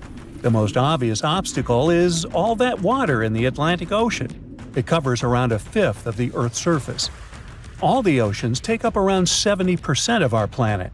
When you open the tap or buy a bottle, you are drinking a tiny percentage of potable water. 97% of Earth's water is located in oceans. It's all salt water, and it's not drinkable. Add this 2% of water trapped in glaciers and ice sheets, and you get less than 1% of water that we actually drink. When you put these percentages into numbers, you'll need a long sheet of paper to write them all down. The U.S. Geological Survey estimates that there are over 330 million cubic miles of water in the world. It's essential for sustaining all life forms, including humans. Oceans play a vital role in regulating air temperature around the globe. If they didn't have any water, the area around the equator would be scorched. This imaginary line that divides our planet in half runs through 13 countries in total, such as Brazil, Kenya, and Indonesia. The world's oceans are critical for our planet's water cycle. You know, like the one you learned about in school? It rains from the clouds and water eventually ends up in rivers that empty into the oceans. Then sunlight warms up this vast body of water, so it evaporates into the atmosphere to form new clouds. Then the cycle starts over. This process shapes the global climate. That's why, for example, the Mediterranean is so popular for the summer holidays. The region is temperate. If we take the oceans out of the equation, the water cycle stops. The area where they once sat would turn into a huge dust bowl. There would be dirt as far as the eye could see. Since there is no more evaporation, clouds won't form. Rain would become scarce. Humans would soon run out of sources of drinking water. The landscape of our planet would turn into a vast desert. Imagine a Sahara-like terrain stretching across the surface of our planet. Everything would become so dry that fires would break out easily. These are hardly the ideal conditions for a long trek between continents. But let's imagine you were able to survive all this. You start walking across the desert land that was once the Atlantic Ocean. What would that journey be like? You would encounter a landscape different from the one above the waterline. Everything below the waves is taller and deeper than the world we know. This is the land of extremes. Take, for example, the highest mountain on the planet. If you were thinking about the Himalayas and its tallest peak, Mount Everest, you are correct. Well, kind of. This mountain range is the highest when you measure it from the sea level, just above 29,000 feet in height. But when you measure the height of the mountain from its base to the peak, then the Himalayas drop to second place. The highest mountain on Earth is actually Mauna Kea in Hawaii. It's a dormant volcano. In the local language, its name translates as White Mountain. Nearly half of it lies under the waves of the Pacific Ocean. Its full height is close to a mile higher than Mount Everest, at 33,500 feet. We can't appreciate its scale right now, but if the Pacific dried up, we would be able to stand at the base of this giant. The bottom of the Atlantic hides a similar mountain range. It's the largest geological feature on the planet. We can't see it because the mid-Atlantic ridge is almost completely submerged. It rises from the ocean floor to a height half of that of Mount Kilimanjaro. The width of the massive underwater range reaches 1/10 of Earth's diameter. The only visible sections of the mid-Atlantic ridge are islands such as Iceland and the Azores. The remotest inhabited island in the world also belongs to the visible part of this geoformation. Perhaps the only thing more impressive than its size is the date of the discovery of its ridge. Scientists charted it out in the 1950s. That's pretty recent when you consider our civilization is thousands of years old. This shows how little we know about what's hiding under the surface of our oceans. UNESCO estimates that humans have explored only 5% of Earth's oceans. It seems hard to believe, but more people have been to the moon than at the bottom of the ocean. The deepest place on our planet lies in the Mariana Trench. The discovery of the Mid-Atlantic Ridge revealed the secret behind the formation of continents and oceans. When you know the truth behind their origins, you'll know what to expect on your imaginary trek across the Atlantic. The ridge sits right between North America and Europe. But you need to think of these landmasses not as continents, but as tectonic plates. These are huge chunks of Earth's outer layer. It's called a lithosphere, and is mostly comprised of rock. There are around 15 to 20 such ginormous plates on our planet. They float on a layer of partially molten rock. Well, they don't actually float, but that's the term scientists use to best describe their instability. Tectonic plates are constantly on the move. They can bump into each other. In this case, one plate goes down while the other one is lifted. This creates vast amounts of energy. On the surface, we get earthquakes and volcanoes. Tectonic forces gave our planet its familiar shape. That's how the Himalayas formed 40 to 50 million years ago. Around that time, the Indian plate shifted northward. It bumped into the southern part of the Eurasian plate. Since the two plates were composed of a similar type of rock, they each refused to go under the other. The only possible direction was up. This process is still not over. The range grows by 1/3 of an inch every year. A similar thing is happening with the Mid-Atlantic Ridge. It is widening at an annual rate of 1.5 inches. And there's an interesting side effect of this process. Do you remember the time when you were building sandcastles? In order to build the keep, you needed to dig up a lot of sand around it. As the castle grew in size, the hole around it became bigger. The same thing is happening in the Atlantic Ocean, but on a much larger scale. As the ridge is getting wider and wider, the two coasts are drifting away from each other. The North American plate and the Eurasian plate are moving apart. This means that your imaginary trip in a world without oceans might take longer. For every year you wait, you'll need to cover an extra inch. Now, that doesn't seem like much today, but give it some time, and you might not have to embark on a cross-continental journey after all. The continents will come to you. Now, evaporation is not the only way to drain an ocean. The coast on each side of an ocean might simply close in on it. This is what scientists believe will happen to the Pacific. Some 50 million years from now, give or take, you wouldn't be able to recognize the Earth's largest ocean. Experts ran a series of computer simulations to see where North and South America are headed. The answer is to the North Pole. This is where they'll merge with Asia in the distant future. The new supercontinent will completely change the shape and size of the Pacific Ocean. Geologists have a name ready for this landmass: Amasia. If you've ever wondered what it feels like to walk on diamonds, head straight to the town of Nördlingen in Germany. It seems like a typical fairy tale village with cute houses and red roofs. But its walls and streets are actually studded with over 72,000 diamonds. You'll need a microscope to see them, but they're definitely there. When the first people came to live here, somewhere around the 9th century CE, they were positive they were settling down in a volcanic crater. They didn't know the stone they were using for construction was embedded with millions of tiny diamonds, and the origins of the crater were out of this world. An asteroid slightly larger than half a mile in diameter hit our planet around 14.5 million years ago in what is now Bavaria and left a crater 16 miles wide. The bedrock was under such intense heat and pressure that the bubbles of carbon inside transformed into tiny diamonds at a concentration like nowhere else in the world. The locals didn't pay attention to their houses, built of what was left of that asteroid impact, shimmering on sunrise. Then, in the 1960s, 2 geologists arrived from the USA, studied the landscape from a distance, and noticed it didn't look exactly like a volcanic crater.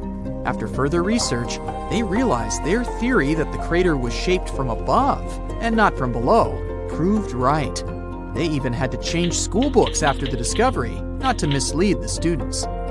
Once the word of the crater had spread, NASA got interested in it and sent their Apollo 14 and Apollo 16 astronauts to visit it to learn about what kind of rocks they'd find in space and which of them were worth bringing home. A moon rock that arrived with one of the missions is now on display at the local museum, and astronauts still visit the place. The locals, though, are so used to living among diamonds, they don't even find it special. The Australian town of Coober Pedy is known as the opal capital of the world and exists completely underground. The town even has the first 4-star underground hotel in the world. The reason people settled in this area was to work at an opal mine. Back in the day, the miners could hardly survive under the burning desert sun, so someone decided to put a tent directly into the mine. Then it turned into a home. Now, Coober Pedy has around 2,500 residents from different countries, about 30 shops, an opal gallery, museums, a bar, and other buildings, and is a popular tourist attraction. The town of Monowi, Nebraska, in the USA, has a mayor, a clerk, a treasurer, a librarian, a tavern keeper, and a bartender. Yet, the population is officially just 1.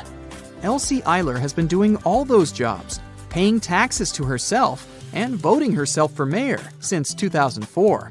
Back in the 1930s, Monowi had a population of 150 people, grocery shops, and restaurants. When farming conditions got worse, people started leaving family by family until it went down to 1 person. If you feel like saving some money on house construction, look up some property in the Spanish town of Centenil de las Bodegas. 3,000 residents live under and into the sides of the Cadiz Mountains and use them as natural walls and ceilings. The first settlers moved in here back in prehistoric times.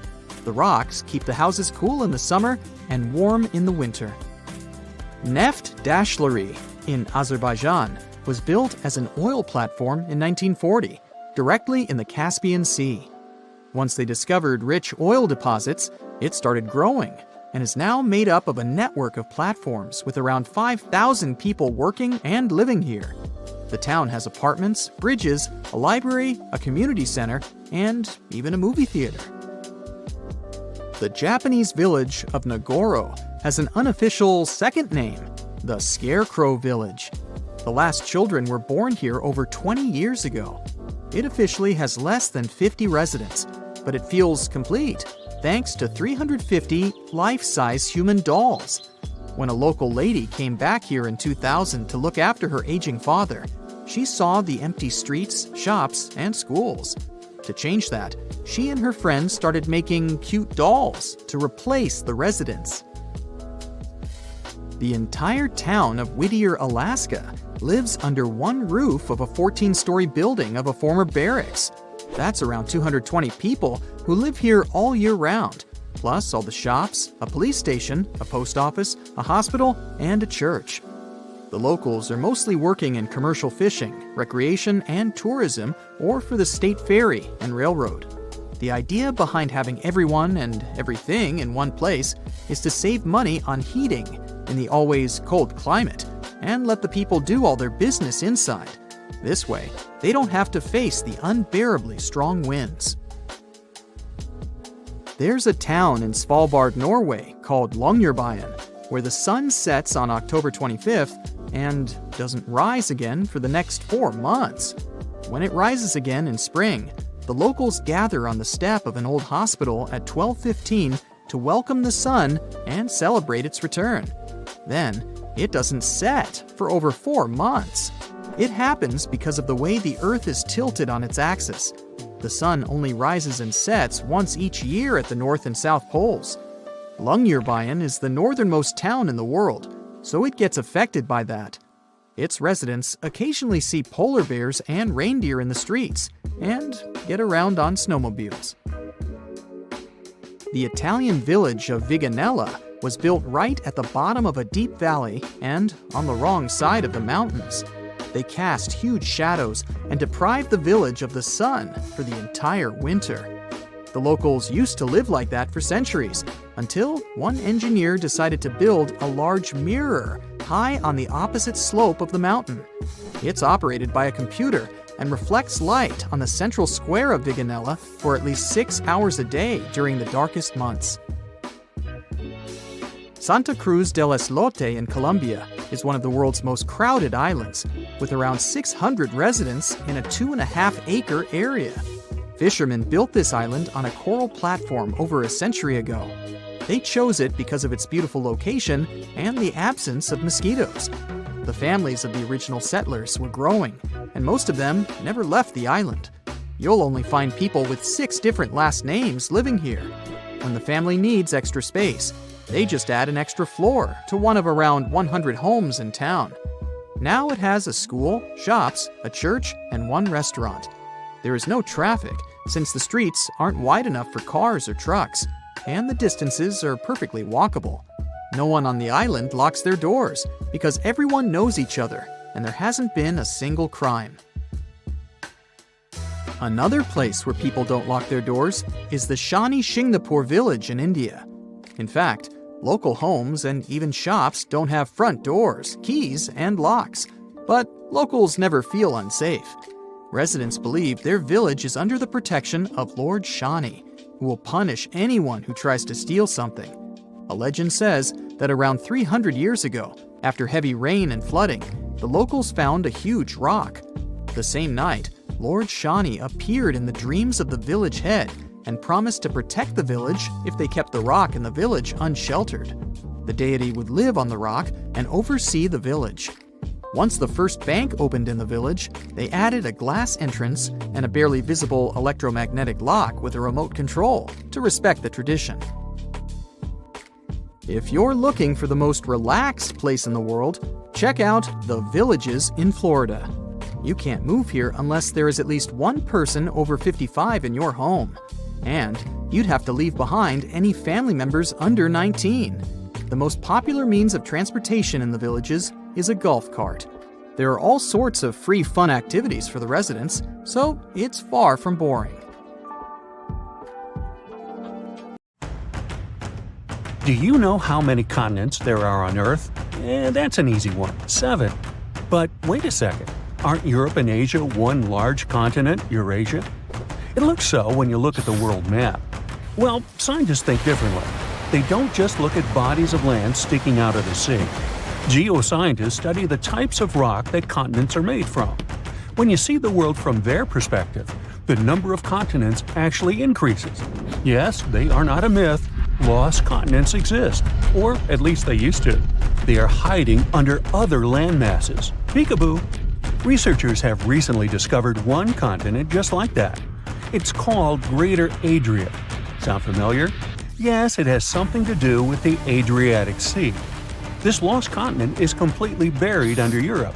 It collided with Europe and started to sink under it a long time ago. Today, it lies beneath Italy, Greece, and the Baltics. Its size and even shape match that of Greenland, the world's largest island. But how did geoscientists find Greater Adria? It's no longer visible, but it left some clues. Parts of it were embedded in the Alps. Other chunks were incorporated into present-day Italy and Croatia, on the other side of the Adriatic Sea. Limestone rocks from the former continent started to change once they were under the European landmass. Tremendous heat and pressure spread over tens of millions of years changed their structure. Out goes the limestone, in comes the marble. All the Greek and Roman temples you admired on your summer vacation were constructed using this marble. It was sort of a going-away gift from a long-lost continent. Greater Adria camouflaged itself well for thousands of years, but other lost continents were hiding in plain sight. Have you heard of Earth's eighth continent, Zealandia? Probably not, because it sits under the surface of the Pacific Ocean. 95% of Zealandia is now underwater. Can you guess where exactly? Its name is a good hint – under New Zealand. If you open Google Maps, you can see its outline. Look for a lighter shade of blue in the ocean. It should stretch from New Caledonia to New Zealand. This bump in the ocean floor used to be above sea level. It was about 2/3 of Australia and more than twice the landmass of Greater Adria in size. We can spot Zealandia today because it hasn't sunk too low, and that's the best way to discover other lost continents. Imagine the Earth without the oceans. The bottom of the sea isn't flat. There are mountains and trenches. You could put Mount Everest in the deepest of them, and there would still be 7,000 feet between it and sea level. This trench got so deep because of a geological process called subduction. The Pacific Plate got under the Philippine Plate. Earth crust is made out of those plates that float in a sea of molten rock. Then they bump into each other, one goes down while the other one rises. That's how Greater Adria ended up under the European continent. Our planet is constantly on the go. We don't notice this process because it happens deep beneath our feet. 120 million years ago, Australia and Antarctica were a single piece of land. Yep, the coldest and one of the hottest places on Earth were once the same territory. Antarctica said goodbye to Australia, but it didn't leave empty-handed. Today, there is an oceanic plateau in the Indian Ocean. The word plateau comes from French, and it means elevated flatland. And the name of this land sounds like the title of a Hollywood movie, Broken Ridge. Long ago, it was connected to another lost continent. Scientists believe that it made a land bridge between India and Antarctica. What was this land like? The answer possibly lies in a tiny archipelago in the southern Indian Ocean. These islands are all that is left of an ancient landmass. They have a cold climate. The islands feature glaciers because they're so close to Antarctica. But in the past, the climate must have been temperate with plenty of rainfall. The animals and plants would have been similar to those that we find in tropical regions today. The lost continent's landscape probably resembled that of New Zealand. Now, while we're in the area, can you guess which continent the island state of Madagascar once belonged to? If you guessed Africa, sorry, you were wrong. Hey, don't feel bad. Look up and to the right of the map. The correct answer is India. Some 120 million years ago, I wasn't around then, India separated from the African continent and went northeast. Madagascar wasn't quick enough and ended up as an island off the southeast coast of Africa. But there is evidence of an even greater landmass, the lost continent of Mauritius. Scientists found traces of the ancient landmass under the island of Mauritius. Today, it's a tourist hotspot, but millions of years ago, it was a real hotspot, volcanoes and all. That's how scientists were able to retrace the steps of Mauritius. They found a mineral that exists in rocks which lava spews out after an eruption. The long-lost land once covered the area from Mauritius to the west coast of India. Imagine if that land existed today. It would form a great mix of Indian and African cultures. The local dishes would definitely be spicy. Now, speaking of spicy, have you had Indonesian food recently? Just 50,000 years ago, Southeast Asia looked much different. There was no Sumatra, Borneo, Java, or even Australia. Just Sunda and Saul, two continental masses that were divided by a deep water trench. You had the extension of mainland Southeast Asia on one side and the Greater Australia on the other. Back then, Bali stood at the southernmost tip of Asia. Biologists were among the first scientists to notice the split. Species develop differently on Sunda and Sahul. That's why Australia has unique animals, such as the kangaroo, wombat, and platypus. And did you know that a giant kangaroo once roamed the island of New Guinea? That's because, up until the end of the last age, there was a land bridge to Australia. Today, the two islands are separated by the Torres Strait, but it's quite shallow, less than 65 feet. It's a reminder that this was once a single landmass called Sahul. Another ocean strait that isn't too deep separates Asia from North America. The Bering Strait sits today in the place of Beringia. This ancient landmass wasn't that big. It stretched 1,000 miles from north to south. That's just a third of the driving distance from Los Angeles to New York. Beringia was important for another reason. During the Ice Ages, it connected the whole world. Water levels were 300 feet lower than they are today. If they went even lower, you could walk from the Cape of Good Hope in Africa all the way to Cape Horn in South America. Talk about the ultimate backpacking route. Today, you can hop on an airplane and fly to pretty much any place on the globe. The world has never seemed smaller, has it? Well, it has. Some 300 to 200 million years ago, we were all one world, literally. Pangaea was a supercontinent that included all of the continents. Its name is in Greek, and it simply means all Earth. But Pangaea started to crack up.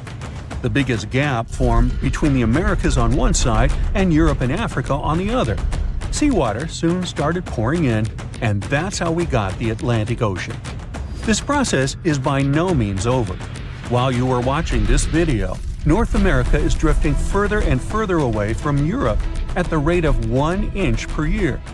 Doesn't seem much when compared to the average human lifespan, but in the end, all the continents will reconnect with each other, forming a supercontinent. And it wouldn't be the first time in Earth history that this happens. Honestly, I'm not going to wait around for that. Scientists claim that Icelandia was a region between Greenland and Scandinavia that was more than 230,000 square miles, but is now underwater. The Earth was once a large pizza pie, with all the continents connected to each other millions of years ago, otherwise known as Pangaea. The North Atlantic region we know today was dry land from about 335 million to 175 million years ago. For many years, scientists and geologists assumed that the North Atlantic Ocean was birthed as Pangaea began to split apart roughly 200 million years ago. With volcanoes in the region where Iceland is, the country came to be just 60 million years ago as it broke off and sailed away from all the other lands. And since the Earth was like a large pizza pie, it divided like one. Many of the lands split up into many large and small pieces, creating the continents we know today. But this new theory suggests that the result of Pangaea's splitting left out some land that stretched for around 200 miles. And just about 10 million years ago, that piece of land submerged in the waters on the eastern and western side, leaving the tip of the land, which is now Iceland. When plate tectonics move, they grind on each other, which gave shape to our current landscape, all thanks to the mantle. This new radical theory goes against everything written in history books and what scientists have been studying. They began shaking heads, drawing lots of skepticism and criticism. But by analyzing the ocean floor under Iceland and the Earth's crust, we can assume that this idea isn't far-fetched. The crust beneath Iceland happens to be a lot thicker than the typical ones. Oceanic crust is made up of unique melted rocks compared to the land crusts where we walk and live on, and is a lot more denser. The thinnest layer on Earth is the crust, where life takes place. It's essential for water, growing food, gathering natural resources and minerals, and breathing in oxygen. It sinks below to the bottom, but right above the Earth's mantle. It also refreshes itself, since it constantly gets recycled into the mantle and back up. This is why the rocks in the oceanic crust are around 25 miles thick. compared to just 5 miles anywhere else. This is also reasonable given that it's in a hotspot for volcanoes. Magnetic surveys of the ocean floor show layers of molten crust in stripe patterns. Also, given the fact that the Earth's magnetic field changed its polarity over millions of years, it played a role in shaping the foundation of our landscape. But there isn't any concrete evidence to prove this new theory just yet. One of the first steps is to start digging the ocean floor near Iceland. Zircon is a very sturdy mineral that can last for billions of years despite erosion in the Earth's crust. By taking samples and studying them, researchers can estimate the geological age of the continents. This will make sure the crust is oceanic, which is thicker, or continental, which is the regular crust we walk on. This isn't an overnight project and would come with a hefty cost. Another way is to do seismic surveys that can measure echoes conducted on research ships. Drilling holes miles deep in the crust can also help with the research. But this would cost more than studying the zircon minerals. Some fossilized plants unique to both Scandinavia and Greenland might prove that Icelandia was once on the surface and possibly scattered with trees. It wasn't a cold land as it is today, so it may have had forests. But scientists still haven't found fossil evidence of animals common in both lands to suggest anything. But maybe time will tell. The theory goes deeper, which suggests that there was a greater Icelandia. With Iceland, Ireland, Britain, Scandinavia, and Greenland all in one microcontinent, it could be a destination of winter enthusiasts and great for skiing. It could be possible to connect Canada to Greater Icelandia by train over the ocean, which would open up the economy even more. Iceland is around 40,000 square miles, which is already quite big. And if the Greater Icelandia was present today, then Europe would be a completely different continent. Many theories are circulating about other possible hidden microcontinents around the world. Scientists aren't certain of the possibility of Icelandia's existence, but if all the studies conducted were done correctly, then the theory could change everything we know about Iceland and the North Atlantic Ocean. And this could pave the way for other sunken microcontinents around the world. Another theory out there is that New Zealand was the tip of a lost subcontinent, even bigger than Icelandia, called Zealandia. Studies show that it's separated from the supercontinent Gondwana between 79 to 83 million years ago. Scientists claim that it's the thinnest and youngest continent discovered underwater. Creighton is a core rock that acts as the main foundation for most continents. It's at least 1 billion years old, but the continental crust that makes up Zealandia is just half of that, which makes it quite young. That means some Creighton is missing, even though it holds some leftovers of older rocks and parts of the mantle. They're estimated to be as old as 2.7 billion years old. Scientists did some studies on the zircon crystals from New Zealand and found out that they're as old as 1.3 billion years old. The rest of the continents are more than 3 billion years old. Scientists studied the composition of the rocks in the bottom of the ocean around New Zealand. They're made up of silica and granite, which are found in continental crusts. The ocean floors mainly have magnesium and iron-rich rocks. They're also thicker and higher than regular ocean crusts around it. They conducted some studies and collected magnetic and topographic data to see the link between the Tasman and Coral Seas in the Cato Trough region. This is the narrow strip between Zealandia and Australia. Satellite data tracked tiny faults in the Earth's gravity to map out the crust of the ocean floor surrounding the area. They saw the mass that makes up Zealandia quite visible and almost the size of Australia. Even though the signs are there, this doesn't prove anything. It's possible that there are a bunch of microcontinents which all split apart when Australia broke free of Gondwana. Back then, the supercontinent was made up of South America, Antarctica, Australia, Zealandia, Arabia, and the Indian subcontinent. New Zealand is already not the biggest country out there, but if the theories are correct, then Zealandia will be 6 times its original size. Mauritius is a young island that's only a few million years old. Just 1,200 miles off the coast of Africa, it's believed that the tiny island came to life around 9 million years ago. The underwater volcanoes in the region spewed out so much lava that it formed the land today. But scientists found zircon rocks that are more than 3 billion years old. It may also be part of a continent submerged underwater called Mauritia, which is just a quarter of the size of Madagascar. The zircons they found were embedded in solid rocks and not just in the sand, which may rule out that they just washed up on shore from another continent.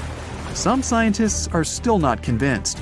They suggest that discovering rocks that stand out from the other typical ones brought by an eruption could skew the scientific community to this theory.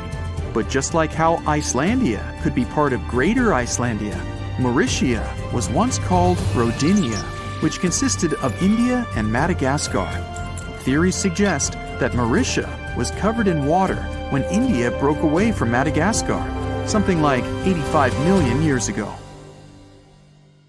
I'll bet you've heard of the lost civilization of Atlantis sinking into the waters off the coast of ancient Greece. The story is supposed to be a myth, but have scientists finally found the lost city? Not sure about that, but they did find a lost continent. Wait just 1 minute, I've lost socks, keys, and even a few marbles. But how careless do you have to be to misplace an entire continent? We'll have to ask our planet about that one. Earth lost what was called Greater Adria between 100 and 120 million years ago. So, how did that happen, and where did it go? The only way to describe the process would be kind of like a snake slipping through rocks or going down into a hole.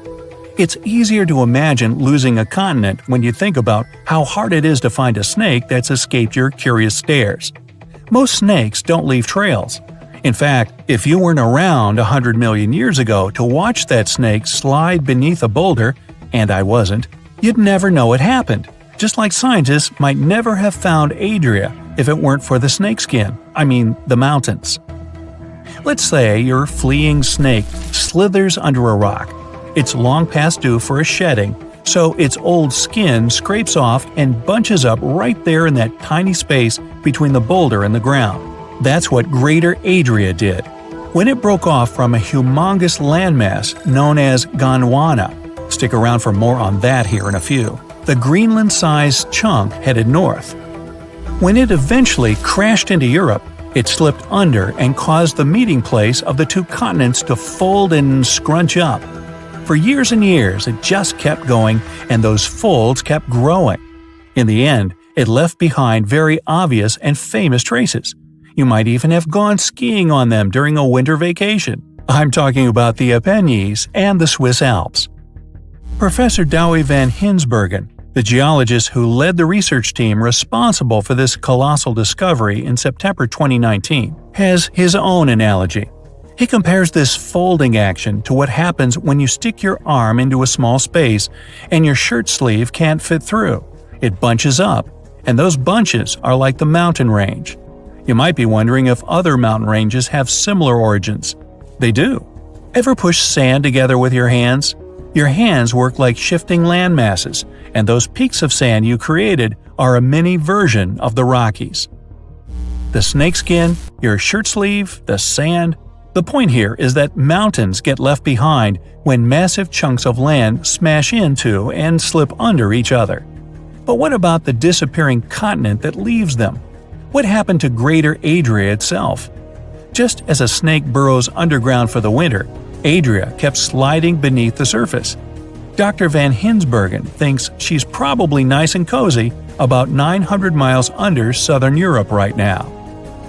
But wait a minute, is Greater Adria still a continent if she's underwater or under land? Is a snake still a snake when it's underground? Of course it is. In fact, I know a continent that's mostly underwater yet isn't lost at all.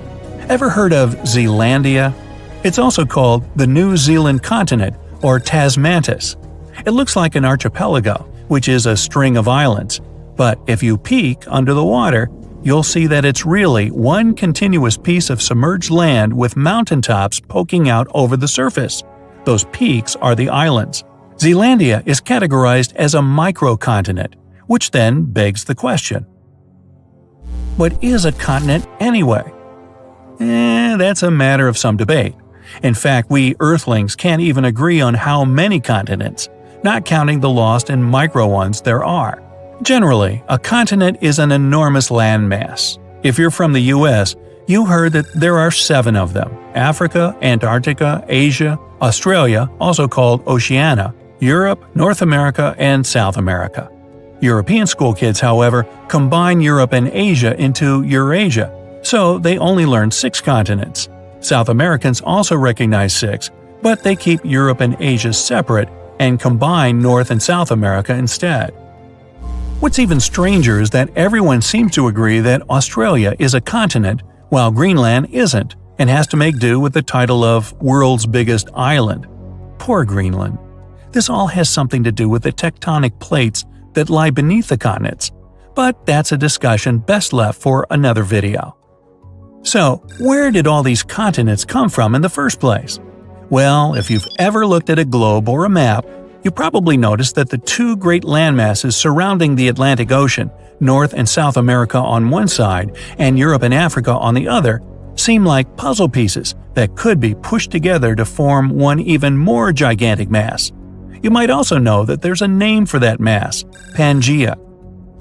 Scientists think Pangaea, a supercontinent if there ever was one, broke apart 175 million years ago, but not into those 2 big left and right puzzle pieces we have today.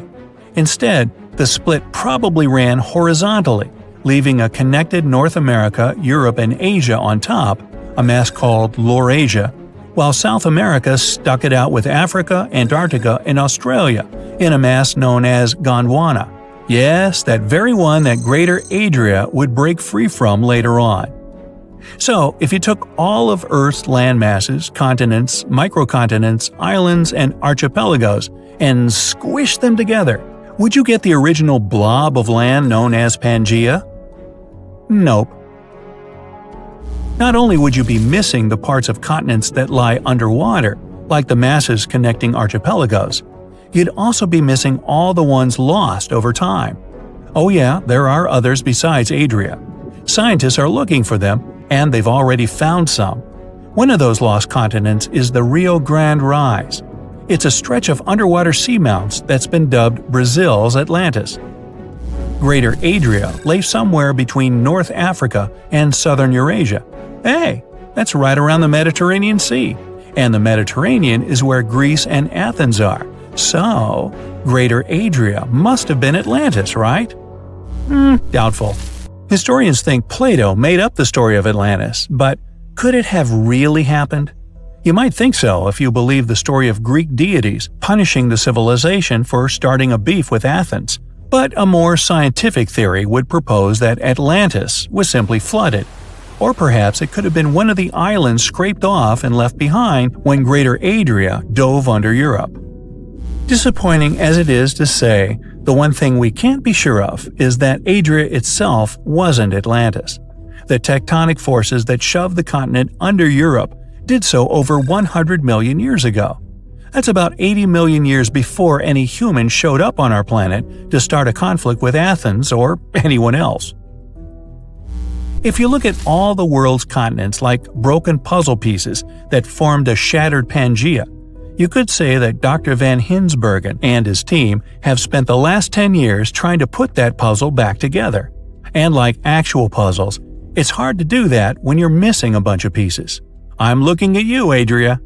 But they have fancy geological equipment that tracks the magnetic record left behind in the rock's minerals. You see, every rock, stone, and mountain has a sort of imprint of the time and place it was created. It all has to do with the Earth's magnetic poles. They change every now and then in a process called geomagnetic reversal. So, in a nutshell, the specific magnetism of certain sediment and minerals works like a map and calendar. And that's how they know where Adria came from, where she ended up, and who she met along the way. By studying the magnetism of these samples, the team also found out another interesting detail. Greater Adria not only crashed into Europe, but she was also spinning on the way there. A twirling, dancing mass of land whose carefree trip northward would be cut short by an unexpected roadblock known as Europe. Hey, that would make for a great bedtime fairy tale for the kids. Now, my only remaining question is, if Greater Adria dove beneath Europe, could she rise again? It is possible. Continents keep shifting, and they remain on the move today. But they tend to go at a snail's pace. So, check back in another 100 million years, and we'll see how many continents second graders are learning about in the future. I won't be here, though. I'll probably retire. The theory of parallel worlds has been discussed in the scientific community for a very long time. Unfortunately, we're not developed enough yet to prove or disprove it. But it's still an interesting theory, and that's why we have a lot of unusual urban legends about the guests from a parallel reality, according to many. Let's check out a few of them. A man from a non-existent country. This story took place in 1851 in a small German village, Frankfurt an der Oder. A lost man came out to the local villagers asking for help. The man introduced himself as Jopar Voren. He spoke very poor German and had a very strong accent. The man himself claimed that he speaks Laxar and Abram, languages that don't actually exist on our Earth.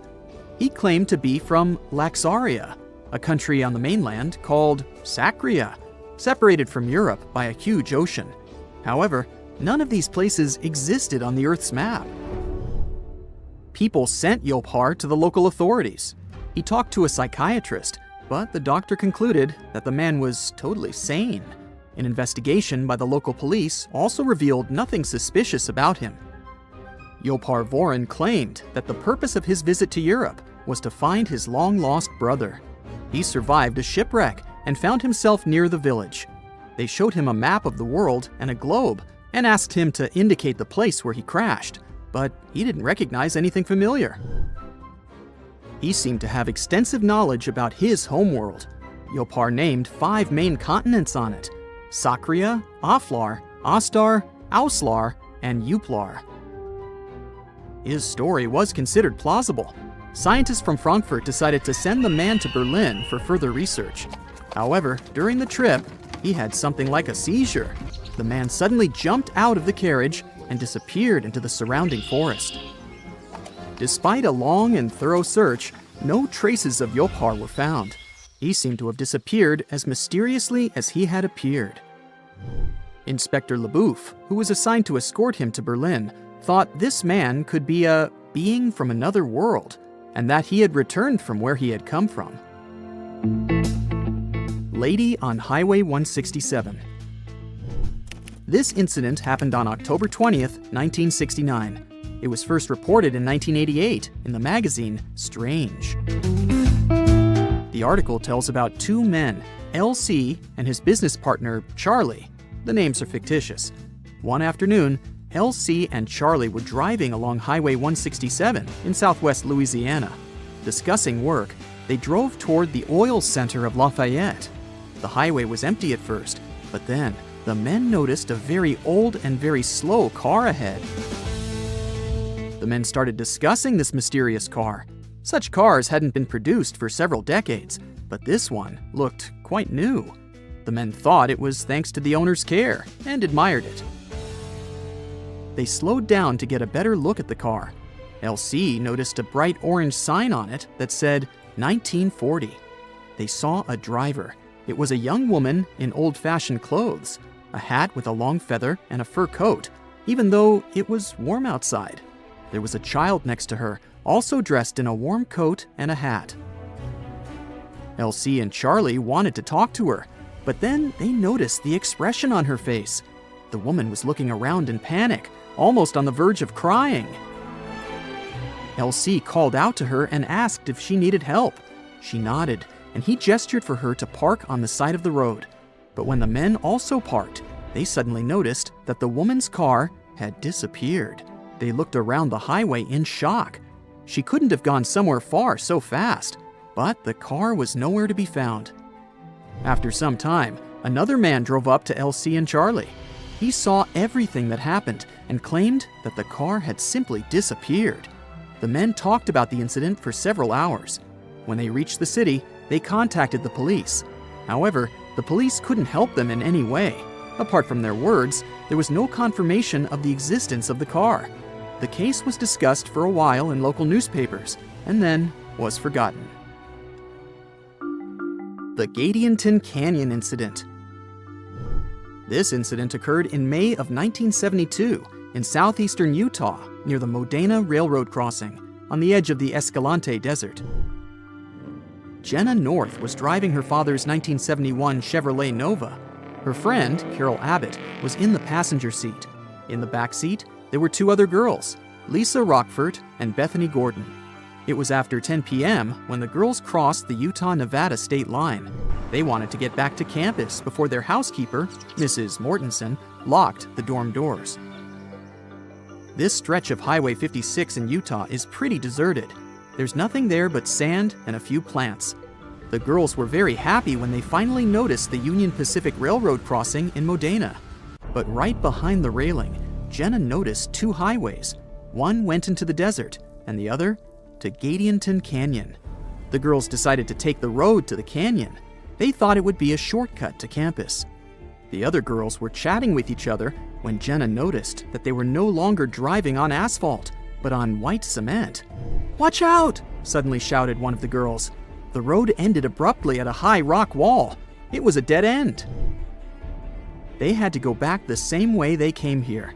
And while Jenna's friends were complaining that now they would have to sleep in the car, Jenna saw that the landscape had changed dramatically. They weren't in the desert anymore. Instead, the canyon turned into an open area with wheat fields, pine thickets, and a small lake ahead. A full moon was shining in the sky, which was strange because it shouldn't have been there that night. The girls had no idea where they were, so they just drove to the light ahead. It was some building that they thought was a diner or restaurant. The girls saw a bright neon sign, but none of them could read what was written on it. These symbols were unlike any language they knew. Suddenly, several people came out of the building. They seemed shocked and frightened by Jenna's Chevrolet. They waved their hands and shouted something, but the girls didn't understand them. Lisa decided to ask the men for directions. She stuck her head out of the window and immediately let out a terrifying scream. "Get out of here!" she shouted to Jenna. The Chevrolet sped away from the building. Bright headlights illuminated their car from behind. They were being chased by a few vehicles.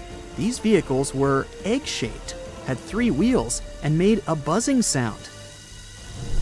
The road ahead led back to the canyon. Jenna didn't have time to slow down and crashed right into it. The vehicles had disappeared, together with an unfamiliar landscape. The girls were back in the desert again. Fortunately, none of them were hurt, physically. But Lisa was in a state of shock. She was saying again and again, "They weren't human!" The girls had to help her walk. An hour later, they were able to stop a Utah Highway Patrol car. They told the police their story. The details of the report compiled by the police officer were complicated and confusing. During the investigation, the police couldn't figure out from the tire tracks exactly where the car went astray. The tracks ended very abruptly, as if the Chevrolet had suddenly disappeared. The police couldn't explain how the car could have driven 2 miles without leaving any traces, especially on such solid ground. There are still disputes about this story, but in the end, all versions and explanations of what happened are just guesses.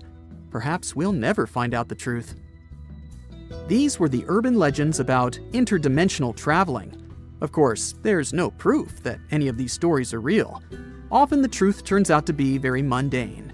For example, the famous man from Taured, who people also called a guest from another reality, turned out to be a simple fraudster named John Allen Kuchar Zegras. But even so, these stories are still very interesting. So it turns out that so-called rich countries are facing a big problem. People are not having kids. Not enough, at least. On average, women need to have 2 children to keep things balanced, but they're only having 1, or none at all. This issue comes down to the fertility rate, or simply the average number of kids a woman is expected to have in her lifetime. When that number's too low, it means more people are passing away in these countries than being born. and that can destroy the economy. Think of a rich country – the US, Germany, Japan. Great! Pick any wealthy nation you like, and I can promise you one thing – its fertility rate is below 2.1, and that's a problem. Here's why. Meet Mary and John, and over here we've got Jack and Lucy. That's 4 people total. Now, both couples get married. Mary and John have 2 kids, but Jack and Lucy only have 1. Now, what does that mean? Simple math, we're down by 1 person. And if this keeps happening, generation after generation, the population starts to shrink. The situation gets pretty scary when we zoom in on certain countries. Take Spain, Italy, or Poland. These countries have some of the lowest fertility rates in the European Union, with women there having, on average, just 1 kid. And that's a big problem, because it drags down entire economies. Picture a triangle, young people and workers at the bottom and the elderly at the top. In many rich countries, that bottom part is shrinking fast, with fewer babies being born each year. So it's like this triangle is flipping upside down. Fewer young folks and workers, but more and more older people. With fewer workers and more retirees, the economy struggles to stay balanced. It's like the domino effect. Fewer people working means fewer people paying taxes. Meanwhile, the older population at the top keeps growing. And now we have a way bigger group depending on pensions and stuff like Social Security. So we're left asking, who's going to pay for all these retirements? Now, some countries are in hotter water than others, and South Korea is really feeling the heat. They've got more and more people getting older, while fewer and fewer babies are being born. In fact, they've got the lowest fertility rate in the world. In 2023, it hit rock bottom, 0.72 births per woman. Now, personally, I don't know how you can have 3/4 of a kid, but hey, that's statistics for you. Meanwhile, if things keep going like this, Korea's population could shrink by half by 2100. Over the last 20 years, their authorities have invested at the equivalent of $286 billion in this issue, and they've rolled out a bunch of incentives to turn things around. First up, pocket money. If a married couple in Korea decides to have their first kid, the government hands over about $10,000 split into monthly payments to help out. While that might sound impressive, it's only about 3 times the average monthly wage. And in Seoul, one of the most expensive cities in the world, that doesn't go very far. Next, a home. Paying rent in Seoul is insane, but the government doesn't want people to leave the capital because of it. So they're stepping in. Recently, they've promised to give families around $300 a month to help with housing, until the kid turns 2. Then again, $300 seems great, but it only covers about 11% of the rent for a 3-bedroom apartment in the city center. And last but not least, health care. Hospital bills are covered, but the couple must be married, on paper and everything. South Korea came up with all this to fix the problem. Otherwise, their population might get older, poorer, and more dependent on others for care. But when you think about it, all these incentives really come down to one thing: giving out cash.